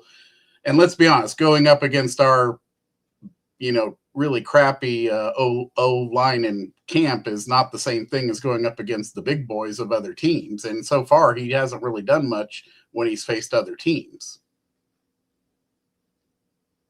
I'm trying to be respectful, man. So look, Romello Height is an older player. All right. Lot of promise, but let's talk about what he is. He's a DPR. He's a designated pass rusher. All right. What he gives you in the run game, what he's going to give you in terms of physicality at the point of attack, we've got to see what he's going to do. I do agree. He's flashed, but I haven't seen any type of sustained consistency. I do believe that the Niners are kind of, this is a little bit of an experiment for them because I don't think that Romello Height would be here if it wasn't for Raheem Morris. Yeah. I don't think that they would have brought Romello Height. They wouldn't have drafted him if he wasn't a Raheem Morris guy. And now you have to ask yourself, all right, well, how does Coach Kasarik feel about him? Because Coach Kasarik is a Texas Tech guy. Coach Kasarik said that he loved him. So the paint's not dry yet, man. Oh, no, for sure. I'm not mad at you. Nah, and yeah, so like the paint's not dry. The paint's not dry yet. And, you know, we've got to see exactly how they're going to utilize him. Also, there's a part of Romello Height's game that we haven't seen at all. And that's why I'm reserving judgment, because this could make him very valuable to us. And that's his coverage ability. What they're going to do with him in the flat, what they're going to do with him in hook to curl, and see how that helps us. So I don't know. The story on Romello Height is far but over, but he does. There needs to be more there. I agree with you. Yeah, I mean, certainly compared to other rookies, he just isn't getting his number called much in the highlights. I mean, you know, we're hearing a lot, oh, look at this catch by Stribling, look at some of these other UDFAs and other people who are really flashing, and I just haven't heard his name mentioned hardly at all in these games. Right. And it's just like I said, it's like, is it just that he's just not getting much time to play, or they're saving him? But I would just like to see more. But I completely agree. It's still way early, but I would just hope for more out of our second round pick. The first thing he's got to do, he's got to get rid of that damn Guardian cap. That's just throwing off his swag. I agree. I know that shit. That shit is corny. God damn, boy. I can't take you serious. If I was in the huddle, I wish I played today. If I would break the huddle, I would clown him up. I'm like, bro, you're not getting a sack with that shit on. Word to my mother, you will never get past me with that on. I won't let that happen on film. Well, it's like a damn bobblehead where the helmet just keeps getting bigger and bigger until it's like this big. Yes. I'm like, I just want to pop that shit. It's annoying. It's fucking with my OCD. I just want to walk up to it and deflate it. Just. No, I'm right there with you. Get on my nerves. I'm right there with you. All right, man. So talk to me, man. Kittle's back, real or smoke? You know, it's like I was thinking it was smoke, but it might be a little more real. I saw that they announced that he's off PUP as of today. So, you know, it's like it might be a little more real. And I know Kittle keeps saying, hey, like I'm going to be back. And maybe he is. I mean, I would agree that we don't want to push it, and I don't think he's going to be, you know, reckless about it. But let's be honest, you're going up against the Rams in a game that we absolutely need to win. You know, not just because it's the Rams, but, you know, our season, the back half of our season is going to be a real gauntlet. So we got to rack up wins early. So to me, it might be real. And now he may not get a lot of catches, but get his ass out there for blocking. You know, because let's be honest, how much faith do you have in Luke Farrell for blocking? I don't have much faith. Now, Ton just has supposedly been doing better on the blocking side, but to me, it's like, hey, if Kittle says I can go, I could see him going. Now, he may not, again, catch a lot of balls. It may be a slow ramp up, you know, with just him mainly blocking, maybe one or two catches or something. But I mean, even when George came back, you know, from injury before, it was generally a couple weeks of ramping up for him where he mainly just blocked, maybe got one or two targets. And then all of a sudden, after like 3 weeks, he gets a really big game, you know, as far as catches. So I could see it happening where he's just mainly just there for the blocking and just to get everybody fired up, you know, but we probably won't see him, you know, doing a lot of catching. But or it could just be a smokescreen just to get the Rams thinking that he's coming back, so they have to try to plan for it. I mean, I could see it going either way, but I did see that Grant reported earlier that they took him off the PUP officially today. Yeah, like I said, what is he when he gets back? Yeah, he's got to roll out for team drill. I think we're less than when is what do we play on the 9th or the 11th? So we're like what, like less than 20 days out, damn near. I don't think Georgia's going to be ready. It's just, if you look at the math, I don't think. I mean, if anyone could do it, it's probably George. But yeah, I'm with you. It's like maybe he does, maybe he doesn't. If he does do it, it'll probably be pretty limited. I would expect. Yeah, and just to kind of play devil's advocate against my own take. Yeah. Making it 53 is a numbers game. Why would the Niners take him off of PUP if they know that they could use the roster spot? So there's that as well. So, he could be ready to go. We don't know how far along he is, man. Hey, Greg, thank you so much for calling in, man. Thank you again for your patience, brother. Can I just give you one thing? Because I know that you and others were asking about the bookshelves the last time we did a call-in show. Yes. So have you read all those books? Well, most of what's behind me is actually movies, but the bookshelf next to it is mostly cookbooks. So you and I could have a long conversation about cooking, my friend, because I smoke too. Oh, we gotta talk. You got my email? No. sfbangbang49@gmail.com. You just rewind it on the show. Okay. It'll be sfbangbang49@gmail.com. Cooking is what I do, bro. For me, it's smoking brisket. I love to smoke a good brisket. We gotta talk, man. Because I'm having a problem with wood splits. We gotta talk, bro. Okay. We gotta talk. All right, brother. Good call. Good call. I like that. Good call. I'll talk to you. Take care. All right. Take care, Coach. Bye-bye. All right, brother. So let me. All right. Chris. And then the next Chris. And then Papa J. And then Apex. What's going on, Chris? How you doing, brother? Coach was good. I'm doing good, man. I can't complain, man. Hey, it's good to see you, man. I missed you on the last call-in show. Where you been? Yeah, well, you know what I mean? I had it was just summertime, so you was just catching me at a bad time. Like, you was coming on a little earlier. Usually you come on like a 3, so you caught me like in the midday flow, so I couldn't get to you. All right, so I know what to do now. Because if I can't catch Chris, then we ain't doing this shit. You know what I'm saying? So we gonna make sure that Chris is available. My man, talk to me about the Chargers game, brother. What did 41-17 actually mean? Yeah, like I didn't get caught up in the whole we got exposed in practice. I was like, it's practice. It was probably scripted a little bit, so they probably wanted to see certain things. So I wasn't really tripping off that. But it's a little bit of both. It means something, and it kind of means. Well, I'll say it does mean something because it's important for Kyle too, because Kyle was in the accident, so he's trying to get back his little flowing bag. And then and nobody's really saying this, but you got to think about it. The tight end coach is in Seattle now, so that's his office. That's a piece of Kyle. The dude from the Arizona Cardinals, I think he came from the Rams, right? Mm-hmm. Right. So that's a piece of Kyle right there. We ain't got to talk about Sean McVay. That's self-explanatory. So it's everybody's saying they made Hove, and then Hove say, okay, I got to make another Hove. Make another Hove. So it's Kyle got to Kyle got to really get in his bag this year because it's you're seeing versions of your offense in other spots. You know what I'm saying? So it's right. Now everybody's gunning at you like you made it. Now everybody's trying to make a better version of what you already made. You know what I'm saying? Right. I'm not mad at that, man. So talk to me about who earned something on Thursday. I think Jordan Watkins is coming around. And I think that's the one player I was kind of waiting for. We need this guy to come around. Now I'm not telling this guy to go for 900,000 yards. Give me a nice little foe. You know what I'm saying? You know what I'm saying? Give me that little taste. Yeah, I feel you.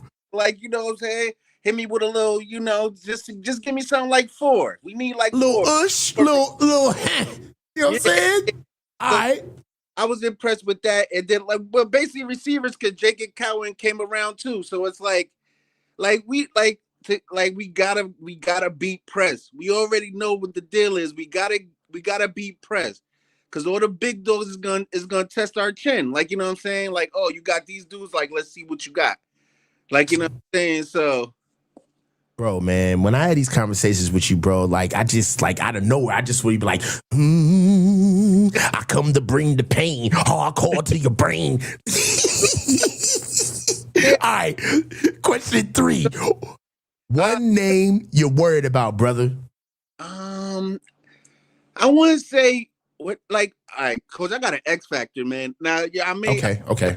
I may be on this hill alone, but something about Jacob Robinson, I like. And something about his. He's been flashing. That's not too bad. Go ahead, bro. All right, cause like it's like, you know how you see a guy and you just like, yo, something's there. Something is there. Like, you know, and that's what I see with him. So hopefully, like, I hope he's a dude that he can make this team. And I don't know how he gonna do it. I don't know, like, you know, what the pecking order is with him, but I like him. It's something about him that I like, and I like his game. And he's scrappy. You're right. And I yo, man, CMC saw Kalen Black do that in that last game. He said, I gotta get back out to practice, man. Like,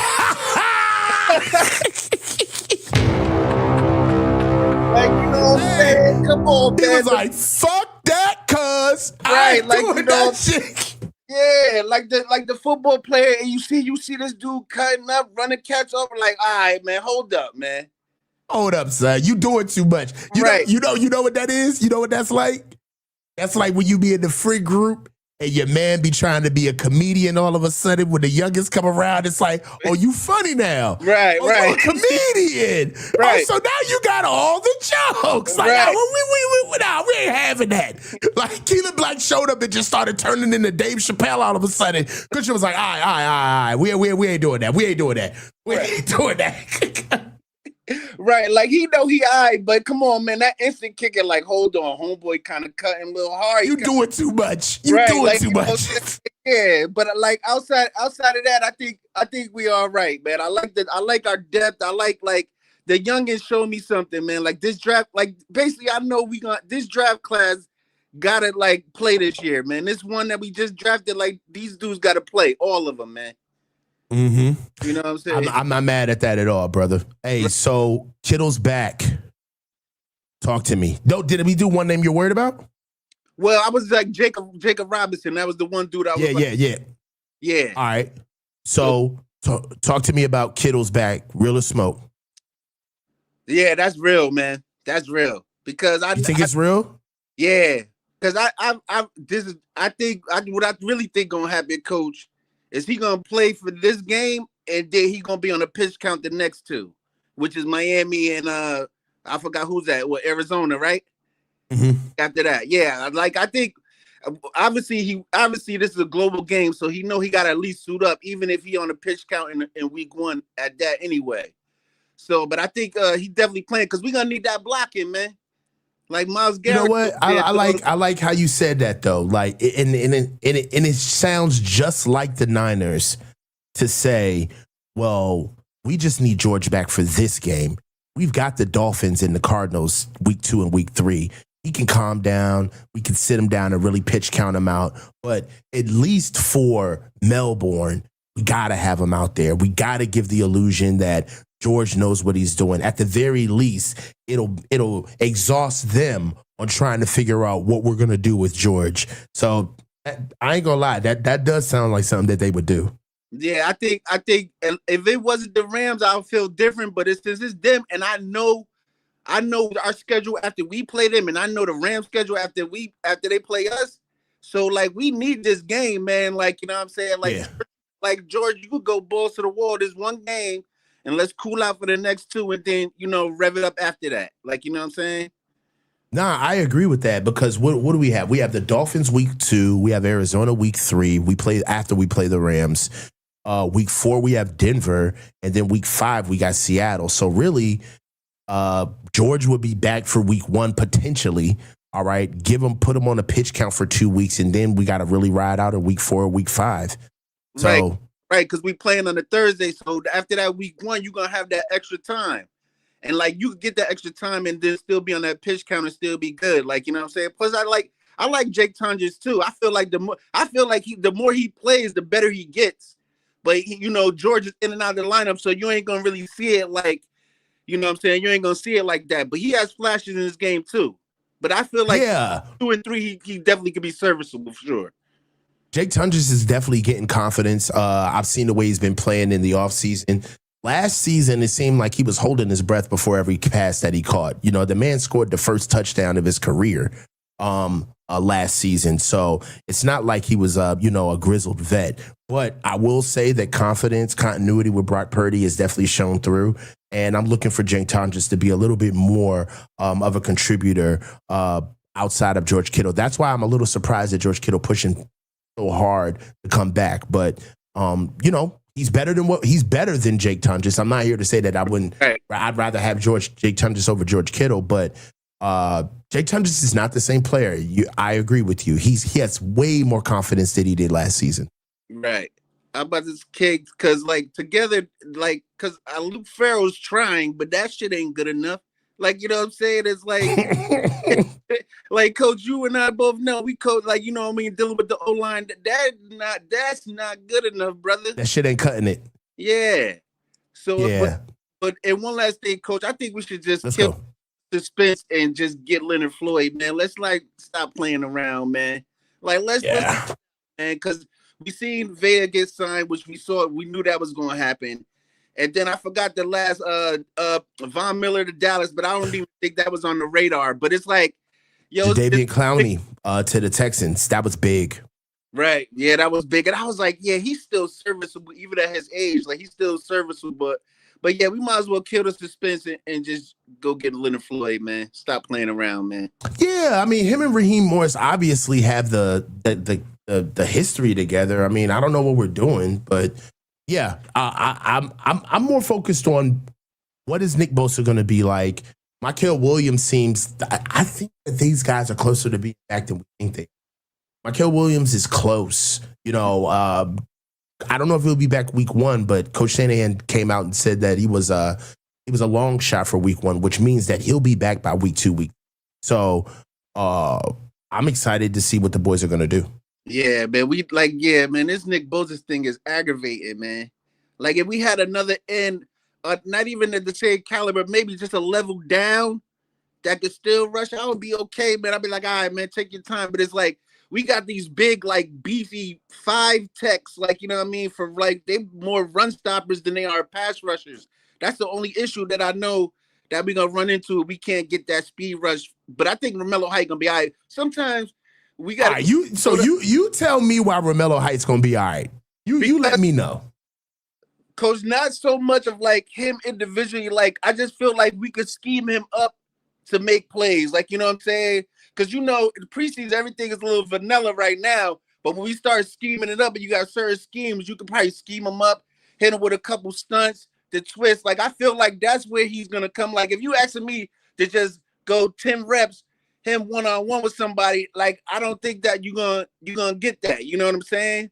So I feel like with the blitz scheme that Raheem Morris is doing, I feel like that's going to open up Romello Height. Trust me. And plus, Bosa being on the other side, that you have somebody to worry about, it could help Romello Height too.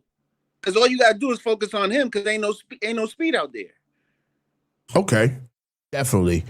We're gonna see. TBD on Romello Height. Coach, trust me, we got a long season. We'll come back to that. You trust me, you could get on me if it don't pan out. I'll take Yeah. Yeah, you can hit me with the sound effects if it don't go down. I'm with you. I'm gonna be on you, dog. I'm gonna be on you, dog. I'm gonna be on you. Hey, Chris, thank you so much for the call, man. And again, thank you for your patience, brother. It's always a great call, man. Thank you. No doubt, Coach. Talk to you. The other Chris, what up, dog? What's going on, Coach? You got to turn me up. You got headphones on, brother, because I can hear myself we can hear the feedback of my voice through the cam. You got me? We locked in? Yeah, can you hear me? I got you. No, we're fine. We're good to go. How you doing, bro? Oh, man, I'm doing all right, man. I'm doing all right. I can't complain too much. Hey, thanks for your patience, man. Oh, no problem at all, man. I enjoy your show, man. That's why I'm here. Hey, man. So let's get to the show. Talk to me. This is Studious Chris. Studious Chris with the glasses, man. So let's talk. That's right. One thing I need to know is, what did 4117 actually mean? We're gonna find out December 17th. Mm-hmm. That's what's gonna happen. I mean, let's just be real. We remember what happened. What was that years ago when Right. Dennis Allen played the Cardinals? He's like, we played the preseason third year. We know what it means. They are who we thought we were, right? So Yeah. we gonna find out. We gonna find out December 17th. That's what's gonna happen. I mean, they went ahead and they smacked us during the practice, and they probably Right. think, we ain't got to go in this preseason game and do much. And we strapped up and we put it to them. So now when it's really on the line, who gonna show up? Don't mean nothing until December 17th. Then we're gonna find out.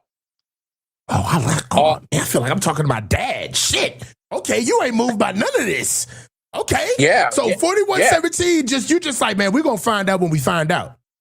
Yeah, we're gonna find out December 17th if it meant anything. That's what we're gonna find out. We play them. Yeah, you making me feel like all of these questions don't mean shit now. So look, number 2, who earned something Thursday? I'm out. You running the show now. I'm gonna give you 2. Okay. Jacob Cowing and Mr. Black. Keon, Black. Okay. Yeah, because we're not at practice. We can't see nothing. I mean, That's true. I'm just a guy. I can't see anything till they put it on film. I'm not like Grant or got the inside like you. So for me, when Cowing ran that back, that's letting you know, hey man, I got speed. I can do this. Black, we heard about him, but we actually seen him. He runs behind his pads, and that's what we need. We need a difference. We need a different type of running back there to complement McCaffrey, and hopefully we play him.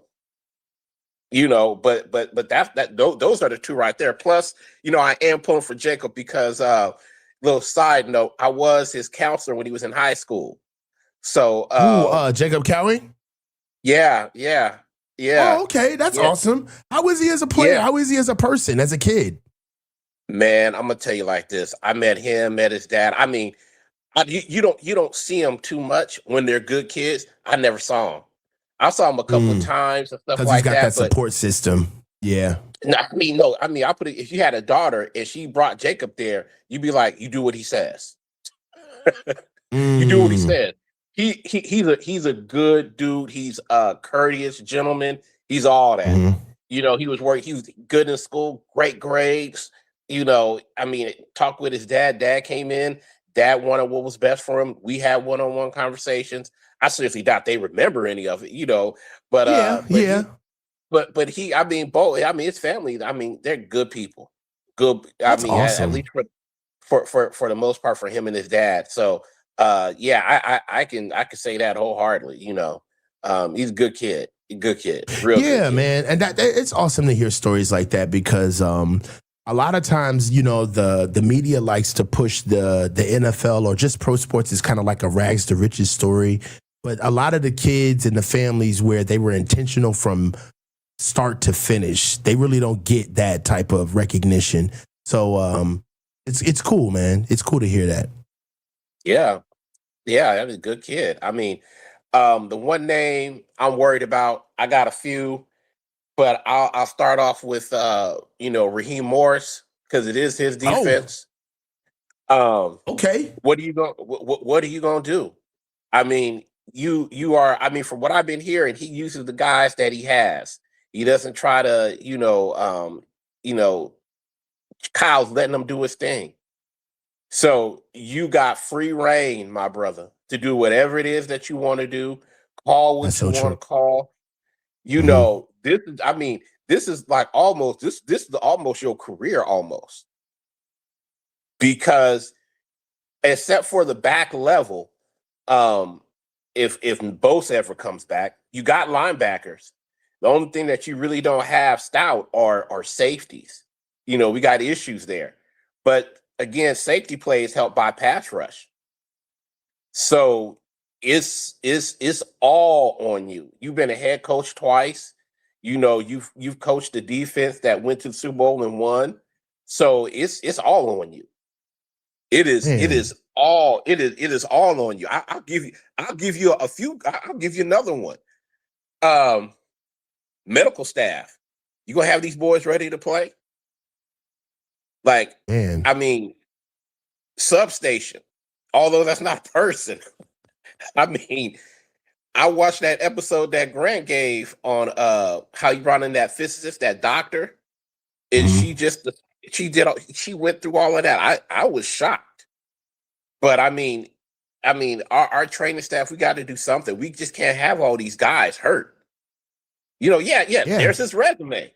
Yeah, I mean, dude, this is 100% you. This is 100% you. I mean, Yeah. like I said, you've been a coach twice, so now your responsibilities are dialed back. All you have to do is what you specialize in, which is defense. And this for him, this is going to be his career. Because the Yeah. 49ers are always looked upon as, somebody in the mix. For me, you are always you're in the hunt for the Super Bowl as long as you got yourself a good quarterback that can get you there. Brock Purdy has shown that he can do that. He's shown that All right. you can get you. Everybody's like, oh, when is your window open? When is your window closed? In football, it's the quarterback. Nobody saw Sam Darnold going to the Super Bowl and winning it. True. So if you got you a quarterback that can get you there, your window, it may not be wide open, it could be cracked, but you in there. You in there. So I mean, Raheem, it's on him, and his counterpart is Nick Bosa, because without Nick Bosa, what do we have? I mean, I heard the other conversation earlier, which was good, getting that force up front, collapsing Collapse in that the pocket. pocket. Right. Yeah, and that's good, but we got a problem with mobile quarterbacks. That's I that's think, but been our okay. So I'll see that, and I'll raise you this. In years past, mobile quarterbacks would really hurt us because of the gaps being open, because we were in a wide nine. Being in that wide nine exacerbated the gaps and the rush lanes, and for quarterbacks to basically run through 4-lane highways. It's very hard to try to go get the quarterback and contain him at the same time. Now, before, when it worked for us, one thing that was a little unrealistic is that we had two defensive tackles that were over 6'6", and Defoe and Eric Armstead, right? When you got D tackles that can cover that much range, okay, you can splay your ends out on nine techniques, all right, to go get the quarterback, and you still can relatively keep contained on mobile quarterbacks. That is something that even when we were at our best, Chris, we have struggled with keeping contained of quarterbacks. With Raheem Morris's defense, though, there are some things that we give up on the wide nine, but there's also some things that we gain. And what I do believe that we gain is we gain spies that actually are designated to stay on the quarterback now. We have twitchier athletes that are out in space that can be able to run down quarterbacks and be able to create that type of sideline to sideline flow that we need. And we're not necessarily just strapped to DBs coming off of plaster coverage and Fred Warner breaking down to close down on quarterback. Now we have actual potential D linemen that can be on the field and still turn into that fast guy that we need to be able to chase down quarterbacks, right? So that is something that is going to be a little different this year with the type of athletes we're going to have on the field. I would be very surprised if quarterbacks got a lot of running accomplished. Yeah, and I hear you. That sounds good, but is he going to do it? Like, what is he gonna run? like, what is he gonna run? See, that's why I like listening to you, Coach. I mean, you break it all the way down, but are we going to do that? Is he going to do that? Because we have always drafted linebackers well. I mean, that is the one thing I will say about it. We have always drafted linebackers well, which was I was upset. Well, I wasn't upset, but I was like, I don't understand why we didn't go get Von Miller. Only due to the fact that his measurables are exactly very, very close to Romello height. Very, very close to Romello height. I mean, I think you could have learned something from him. Yeah, I think we got to give him some patience because it's just so brand new. I've been trying to stay away from what Raheem Morris can do for us. I've been doing a lot of just research, bringing up his history, trying to talk about what we think or forecast he's going to do within context of where he's been. But there is a lot of us where we're going to have to see it like in real time, and like you said, he has the keys, even so much so more than Robert Saleh had the keys in a sense, where if Alfred Collins gets moved, or if there's something where Alfred Collins doesn't, is because obviously he's not a scheme. We'll know that came directly from Raheem Morris. So the defense, not only are they not only are they putting in new wrinkles, but quite honestly, they need to bounce back. And there are some questions about our defense. Like, there's a name that I'm going to give up that I'm worried about, Dre Greenlaw. I keep bringing it up. Everybody's sitting up here. I know I get smacked in the comments every time I bring up Dre Greenlaw, but dog, Dre Greenlaw, I have not heard or seen from him all off season. Everybody's telling me that Dre is back. Dre's just the man. I hope so. Because there's a reason why Denver let him go. We didn't steal him from Denver. They exited. They said, okay, yes, leave. All right, so I hope that Dre Greenlaw is the same guy that we had just a year ago, because that's going to be a big deal if he's not. Yeah, I would agree. I mean, that even though people didn't like him, who was the Winters or who do we send over to Dallas? The Winters. Yeah. See, for me, people were when Dre Greenlaw first got here, people were when he first started, he was good, and then he kind of took that little dip a little bit. People were mad at him. People wanted to trade him, wanted to do this, that he wasn't that good, this, that, and the other, and then he just flashed. And I think the same thing would have happened with him. Although he wasn't as good as prime Greenlaw was. When he got that pick six against Colts, it almost seems as if it was slowing down for him. And all he really needed was time to play.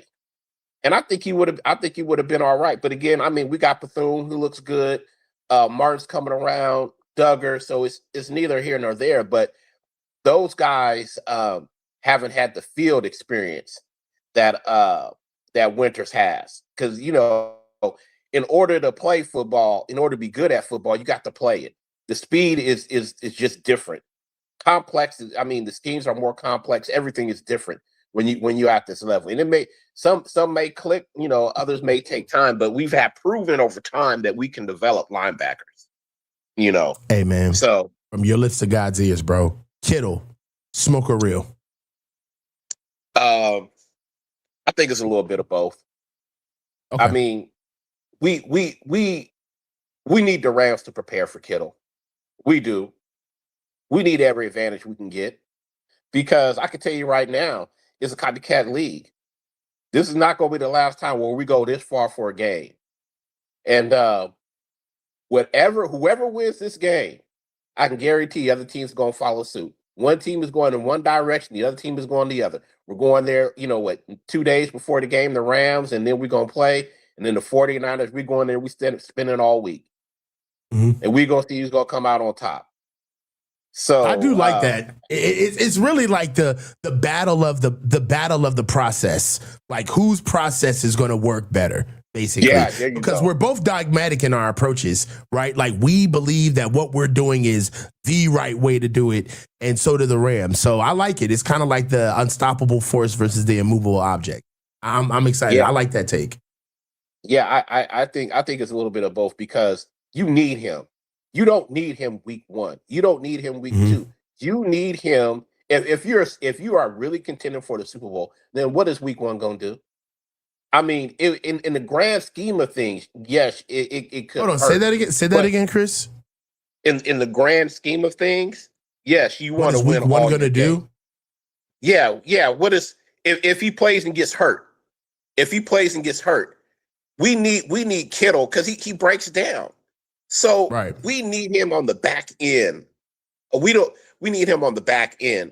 Now, if he was healthy, I mean, or it wasn't like an Achilles, something that, that took him out. If it was something else, another different type of injury, right? Then I get it. But he's not going to play week 1. We know that. The Rams know that. Although we pushing it out, he's coming off a pup and all that other stuff. I think it's all smoke. boy ain't gonna play week 1 because you put him on the line. His greatest threat is his versatility. He can do it all. He can do it all. He can't do everything. Yeah. He I like can that take, do it man. all. I mean, so I mean, it is what it is. I know you got more calls. I want to get on with you, but I just got one thing to say, Coach. I just got one thing to say. Go ahead. And this is the thing. This is all personal, baby. It's all personal. Okay. You only need so many sound effects. Okay. When Oh yeah, I'm good on feedback. I'm good on feedback. Tell me, put me on. I'm gonna tell you why. Because of who you are, what you do, you are enough. The way you talk, your verbiage, everything that you do, you are enough, and that's why we tune in, all of us. And that's why I think your channel is going to continue to grow, because you are enough. Sometimes I'll go to a bar and I'll put you on and put you in my ear and watch the game because I love your takes when it's happening live. I love listening to you. I'm not saying don't do it. I'm not saying don't do it. Pay attention to it. I'm not saying don't do it, but I'm saying, man, Coach, you and yourself and who you are as a podcaster, you are enough. You are enough. You are the man. Trust me when I tell you. Your takes, I got you. verbiage. I'm receiving what you're saying. Everything that you do, Coach, you are. I think you're selling yourself short because a lot of people use it to add effect. You are the effect. You the coach. Mm-hmm. I remember you when you were sitting in the group Snapchats on Grant. I remember those. Yeah, I remember those. I'm like, damn, that dude's good. We come a long way. We came a long way. I'm like, damn, that dude's good. Damn, that dude is good. So I'm telling you, man, your personality, who you are. I mean, people may disagree. You know, people may say, oh, man, dog, you tripping. I'm like, man, Coach, I run you back, man. I run you back, dog. You the man. That's all I got to say. You the man. That's why I keep chiming in, baby. That's why I keep chiming in. And thank you for the feedback too. You know, I'm coachable. So like the feedback, I greatly appreciate that. And you're right. I don't want to become obnoxious, but one thing that I do always kind of come up against is being myself and then being of service to you guys. So sometimes I can add things to the show and I'm like, oh, they're going to love this. And then it'll be like, nah, we don't need that. Like, we just need you. So yes, there are times where if I do something that is a little too much, charge it to my head and not my heart. It's because I was just thinking about another way how to make the show more engaging. And I may have just took it in the wrong direction, but I definitely will pay attention to the sound effects. I'm gonna get like a couple of them and just stay there. I'm not gonna go off the rails because I do know that at some point it's just gonna mute out my voice. So I got you, bro. I hear what you're saying. Like the foghorn, the da da da, and the gus. Yeah. I mean, don't get me wrong. It's not like what you do. I'm just like, just don't overdo it too, because sometimes you hit it and then it goes over, and then it's over your voice sometimes.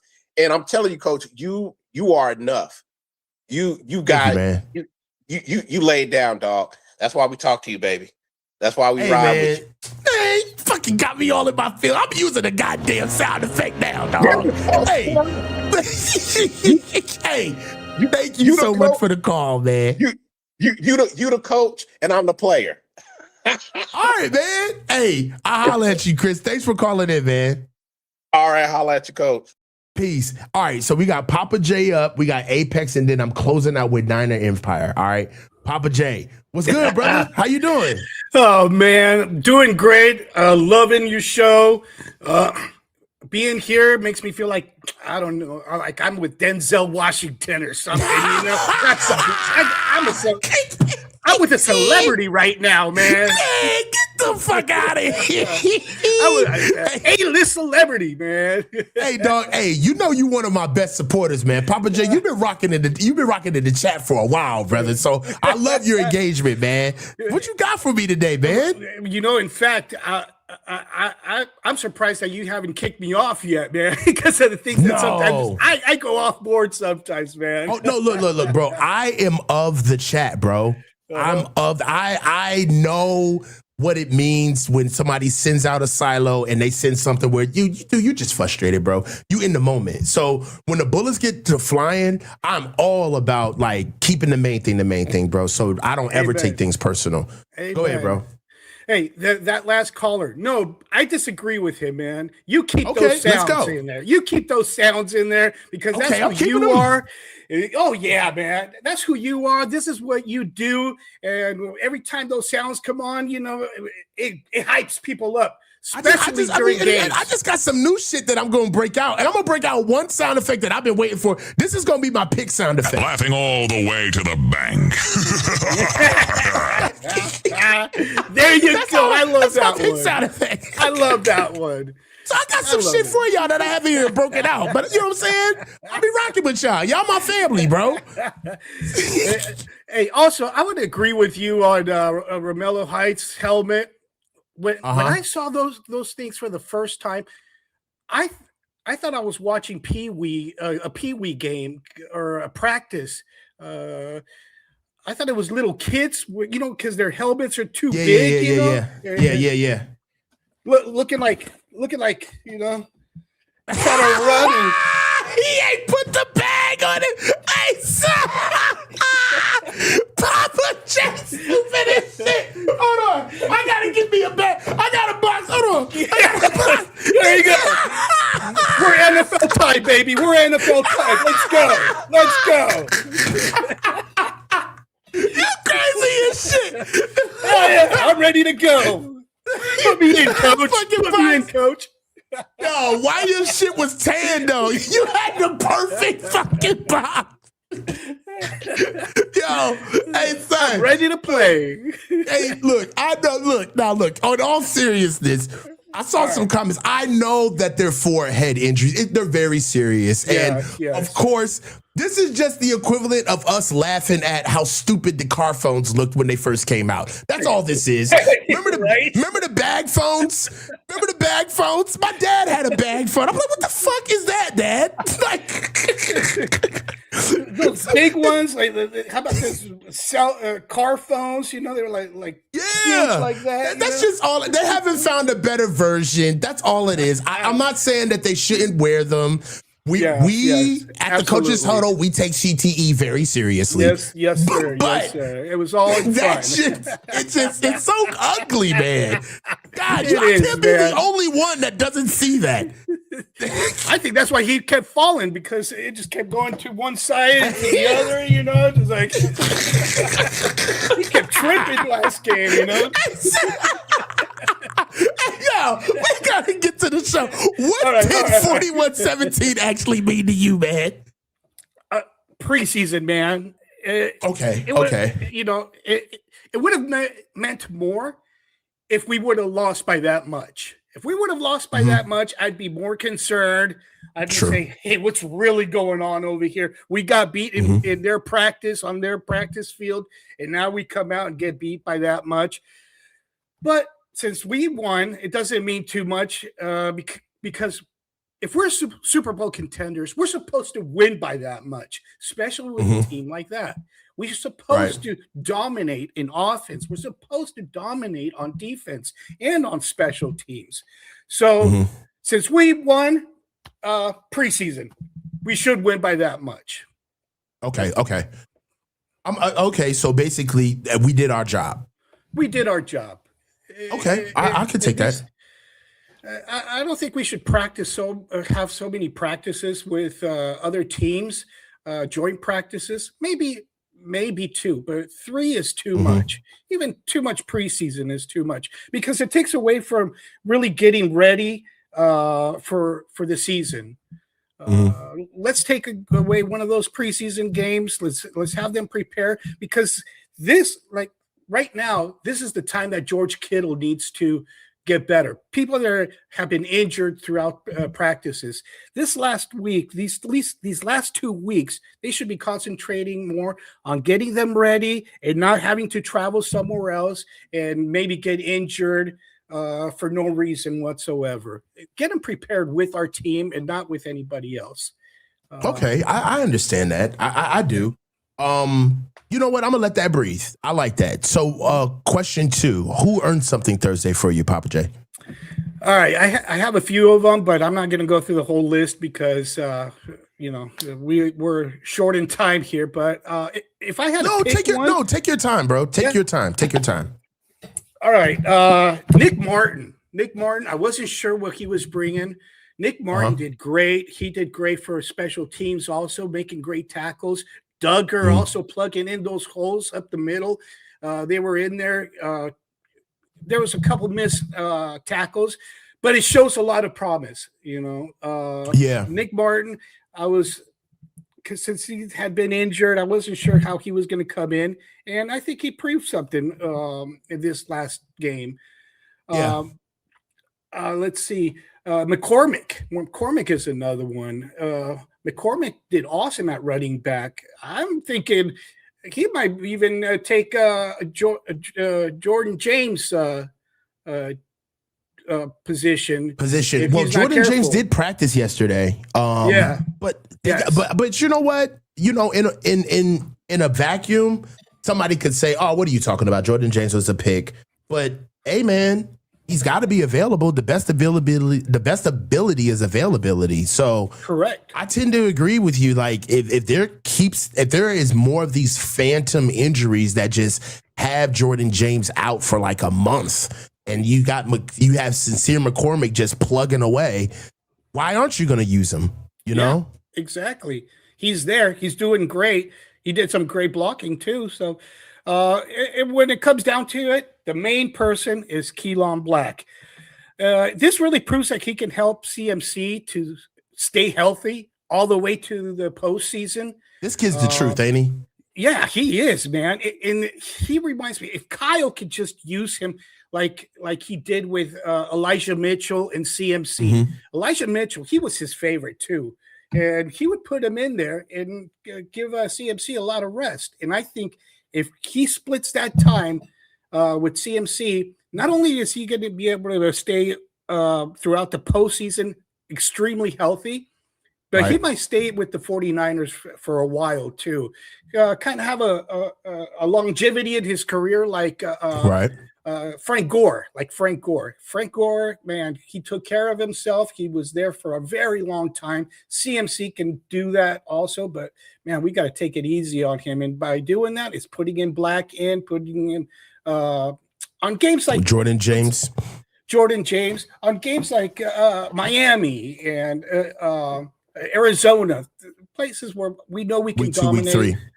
Yeah, where we know we can dominate, keep them keep them off the field a little bit. I know CMC has a problem with staying off the field, but hey, you got to put your foot down, Kyle. You got to look out for the players also. So I think this this would be a good. Question 3. One name you're worried about. All right, so I don't have one name, but I have a position, and that's and I'm kind of going off of one of the callers. He said, "Do we really need? Can we move off of Nick Bosa?" Well, I'm going to flip it around, and I'm going to say, can we really afford to move off of Trent Williams? Because Trent Williams, he went from being the number 1 tackle in the league to like number 3 or number 4. But when people don't realize, and they're saying that he's too old, but what people don't realize is because he had to take care of left guard also. He had to put in more work because our left guard was so weak that it kind of took away from his duties over at left tackle. Do we have a tackle that can do that can help out an already diminished, or for better lack of words, a shitty left guard position that that blind side is going to be very susceptible for Brock to get hurt. Yeah, so I don't know. This may be Trent's swan song, and we may not know it. One thing I have noticed is that out of all of the veterans, Trent's been available for everything. He's been here for all of it. And usually we don't get that out of Trent. Trent has his vet days. He doesn't practice. He has time off. There's a world where there could have been a conversation like, hey man, take it all in. We know this is it for you, and play as much as you want, practice as much as you want. And we'll see you in the season. Now, also, we know that Trent Williams is not playing without no guaranteed money. That ain't happening. So we know that if it's not this year, it's definitely next year. So the Niners have a little bit of room to be able to figure out what they can do with him before he gets hurt. I mean, if he gets hurt. Now, if that happens, this may sound a little nuts, but Austin Pleasants didn't do that bad in his stead last year when Trent was out. And I know Austin Pleasants, they put him at guard, which is crazy. He's a tackle. But I'm holding out hope for Austin Pleasants right now, just in an immediate fashion. I'm not talking about like a future starter, but for a backup swing tackle. And then also don't forget about Viridian Lowe. Viridian Lowe got hurt earlier on in camp, and he's still nursing an injury, trying to fight his way back. But outside of those two guys, your question is good as gold. Like, we don't know what we're going to do after Trent. And really, if Trent goes down this year, it's Austin Pleasants and Viridian Lowe, because I don't think Enrique Cruz is an NFL tackle. I don't think he's going to make the team, or Brandon Parker, or Isaac Alarcon. Like, all three of those dudes had horrible camps. So, there's that. Yeah, Enrique Cruz disappointed me this last game. His choppy feet looked awful. He looked like he had no balance whatsoever. I'm pulling for the guy. I was pulling for the guy. Actually, I was hoping that he would put him in as a left guard, but I don't know if that's possible. Or even, hear me out on this. How about putting him as a fullback like they did Refrigerator Perry back in the days, right in the red zone? He's fleet of foot. Yeah. He's fast enough, and he's got that power to be able to knock some people down. But other than that, left tackle, man, that was just a shit show, man. That was horrible for him. Oh, man. Hey, look, that was horrible. So, look, last one. Mm-hmm. Kittle's back. Is it real or smoke? That is smoke. That smoke is real. That's some real smoke right there, because it's not real. It's all illusions right now. It's all illusions. Okay, so smoke and mirrors. Tell me why aren't you buying him being back? Like you said earlier today, there's just not enough time.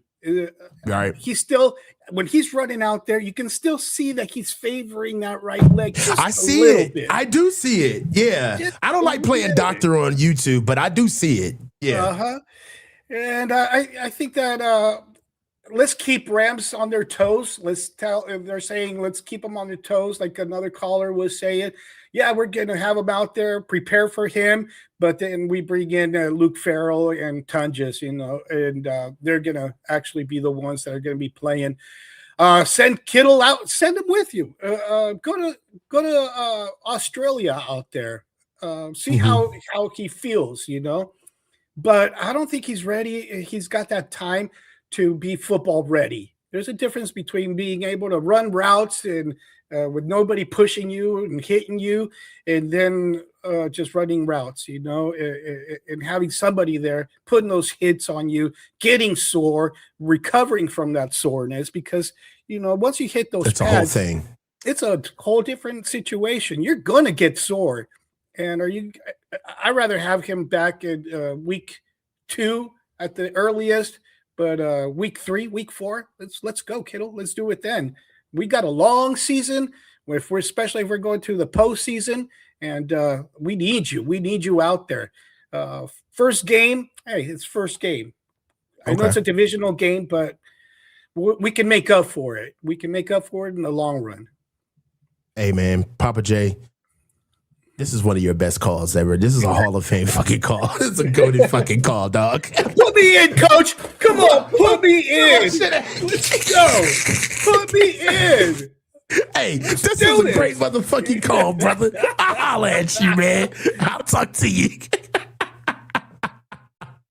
Hey, let me get some super chats in here real quick. So we've been sitting up here trying to get some super chats in. I'm gonna do the super chats with the hat on. So look. We got John Lee Johnson, 3371, became a YouTube member. Thank you, John. We have Flex, Felix Bird, 2 Jules, a silver star. Thank you. We also got Gulus Landu.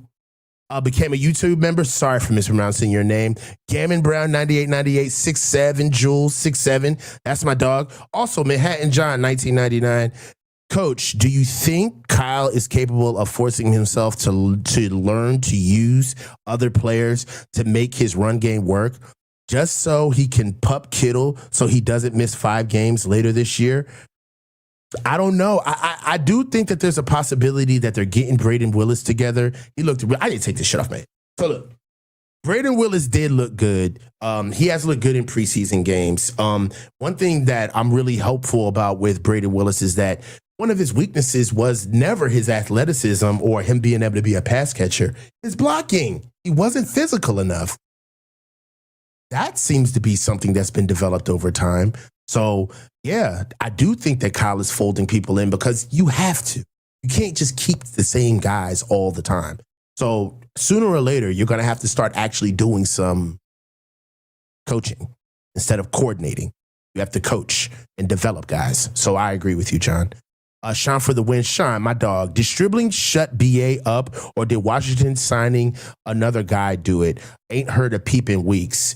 I think that it's just starting to settle in, man. There's an avalanche of shit that you can do. And right now, I understand manic behavior.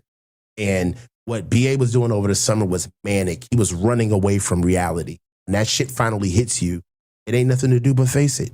Nate Bondi, my dog, 800 joules, turn it up. Turn it all the way up. Guys, if you're in here right now, like and subscribe. Like this video. Hype this video. You know what I'm saying? We need to get to some... we need to also get to some bills. So let's pay some bills real quick, and then I'm going to get my man Niner DMV up in here, and we're going to close out the show because this is my dog. So look, let's get some bills up in here. Let's get this out of here. Let's go here, and let's get it. You already know how we do prize picks over here. I like to keep it simple, little lineups, smart plays, and building something over time. You can do player props, futures, season totals, all types of different plays depending on what you're into. Tonight, we are also looking at lineups that we'll be able to help out with multiple preseason games that are about to end and happen in the NFL. So one thing that you have to look at is the deal that Prize Picks is coming up with. It's a deal for $5 lineups for $150 on your first dollar lineup. So you guys need to come in, use the promo code HMA, sign up with the links in our descriptions for the lineups. Back to the show. I got one more guy up here. And the reason why he's up here is because we're going to end the Bay conversation in the DM. We're going to start with my man, Niner Empire DMV. How are you, sir? I'm good, man. I'm good. I'm excellent. Right, so I have to say this right now. Skinny bitch. Did you lose weight? Yes. You look good. I've been cutting weight like crazy. I went from 245 to 214, bro. You fucking diva. I can't believe you went ahead and lost weight on me. I looked at you, I was like, he looks smooth. What the fuck is going on?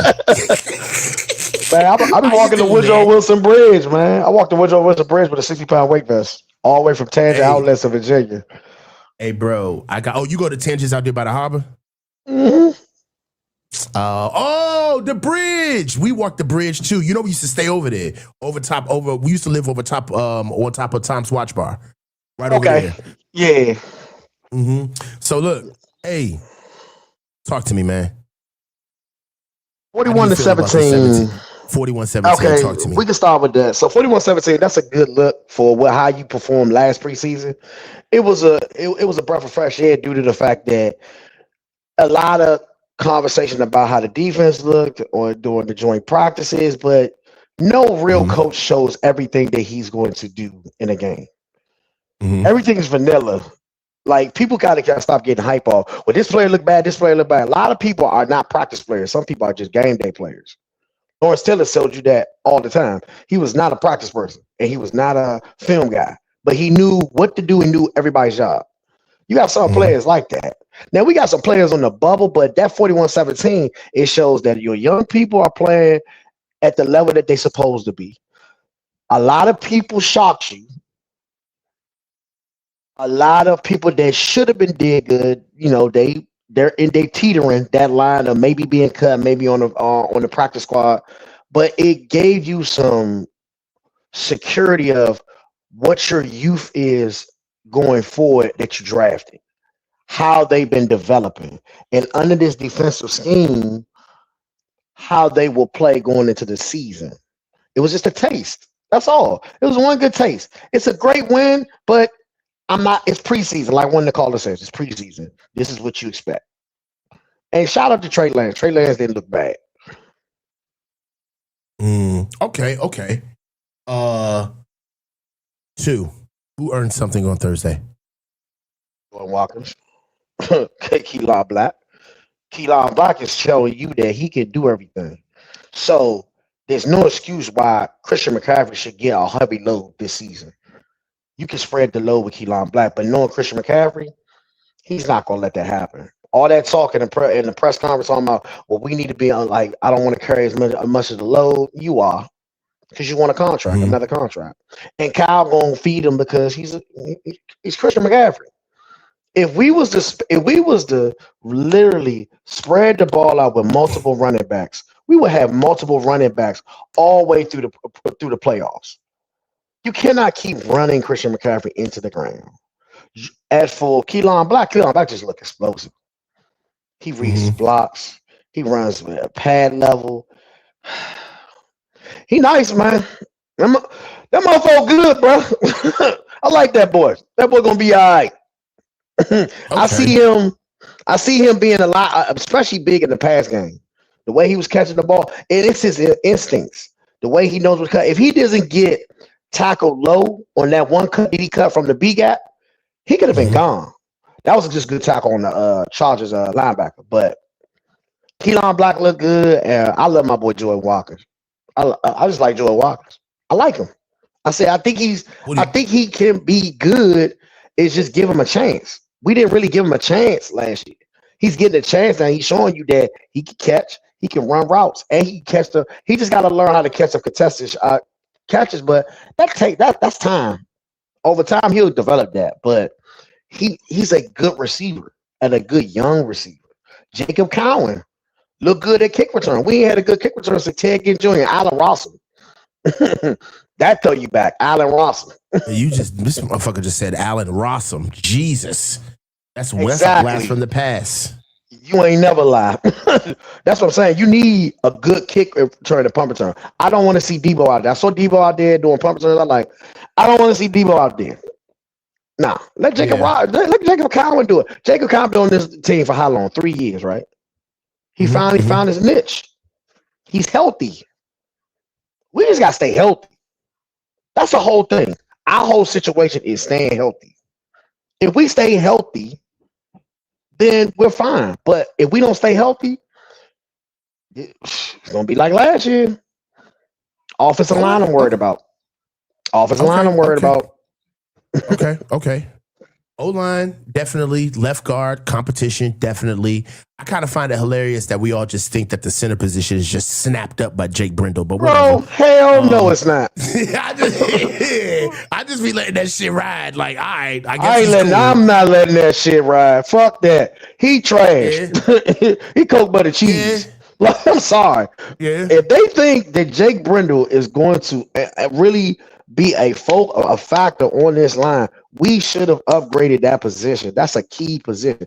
Every 49 Carver is Willis, though. I really do. I think it's Carver Willis. I think it's Carver Willis, but I gotta shoot him some bail. I gotta shoot Jake Brindle some bail. So I be standing on him. I don't be caring. He's trash, he ain't good, blah, blah, blah, blah, blah, blah. I get all that. But the mental acuity, dude, like what he knows about the system, how he makes the blocking schemes right, calling out mics, identifying protection schemes, being able to take a load off of Brock or any other quarterback. I've always kind of wondered, like, what is where's the hard work, if you will, on like Kyle's system, like who really gets like pressed on. And one of the reasons why quarterbacks are so transferable in his offense is because he puts a lot of pressure on the centers, where they have to know so much about what's going on with the offense and start asking yourself, it's like, well, why is he here? You think about what he actually knows about the offense. I think that could be more of the answer question. Yeah, I mean, but that's always Kyle. Is he likes veterans that know his offense, so he doesn't have to go through a learning curve with certain people in certain positions, which is fine with most coaches. But at the same time, I'm to the point now. I'll try out somebody during the preseason at center to see what we got. Like all that, like you don't be focused on. Jake Brendel has locked that in. We always looking to upgrade. No matter what, you always looking to upgrade any position. Like this is NFL. Like look how a lot of teams around us have upgraded. We still gotta upgrade. Like even like you said earlier with Dre Greenlaw, the Dre Greenlaw situation. I'm like you, I ain't seen nothing. So will he stay healthy? We do not know. That is an up in the air type question. So I can't voice my opinion on whether he can stay healthy or not. But the fact that he's back and he brings intensity to that linebacker room, that's what you want. That was like what Quan Alexander did for Fred Warner and Dre Greenlaw. So you bring that intensity because he was a bully. I don't care nobody say Dre Greenlaw a bully. And I think Fred Warner is becoming because he's you back. only a bully if you, look, bro. Like I hear you, and I get it. He is a bully. But you only a bully if you can actually pull that shit off. If you're not, you're just an angry, hurt dude. Like, you know what I'm saying? That's all that really is. I will tell you this. Your mic is clipping.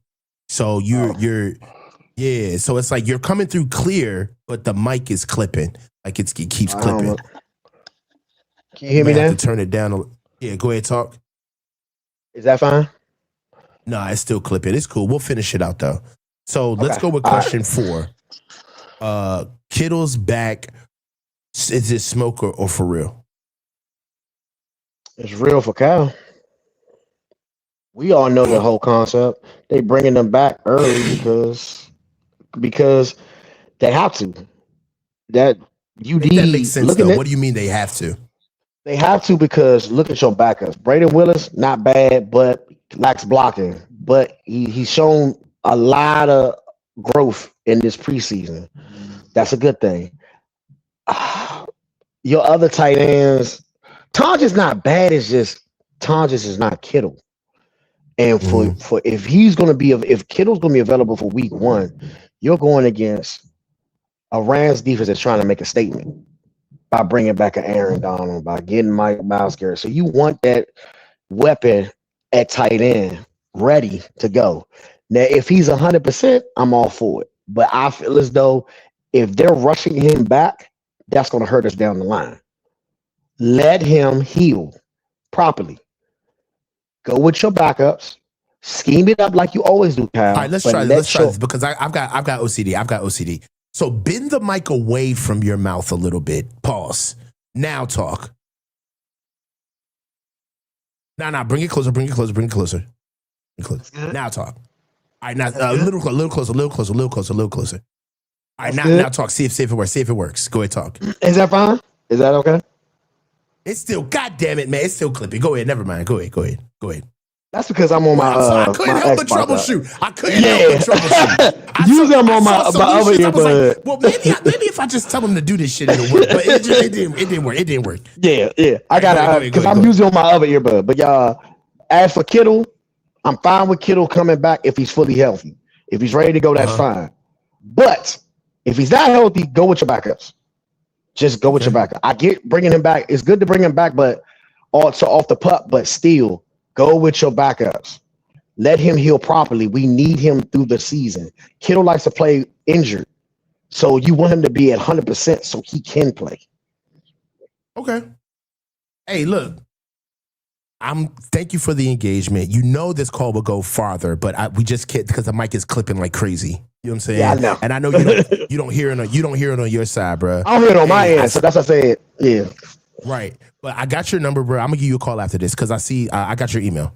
So I'm gonna hit you up. All right. Bet. All right, brother. Thank you so much, man. Thank you for you for your patience too, Niner. I know it wasn't easy waiting. Thank you. Man, I was playing Madden, man. I was waiting for you. Man, I be trying to like be nice and shit. All right, well, fuck you then. Go ahead, bye. I'll at you. I'll at you, son. All right, son. All right, so look, guys, that about does it, dude. That is our call-in show that we have for this week. Guys, this week is Raiders week. George Kittle is back. Christian McCaffrey is back. We seem like we're finally getting a good pace on where we stand as a team. So I'm excited about that as well. We got to see exactly what's going to happen with the defensive line because we know the interior defensive line seems to be the bottleneck right now with Alfred Collins, CJ West at the top. And we have the UDFAs coming up in the rear. Guys, Melbourne's getting closer by the week, so I'm excited for it. We will be back tomorrow with Cover 2, me and Jesse, and getting ready for Raiders week. So, hey, this one was a good one. I thank you so much for riding out with me. You guys know how much I love the call-in shows. It's my opportunity to kind of like break away from the football stuff a little bit and actually have face-to-face engagement with you guys, which is like what I really do. But this is an awesome one. This is the coach signing off. Stay low and keep your feet moving. Holla at you guys. Cover 2 on Monday.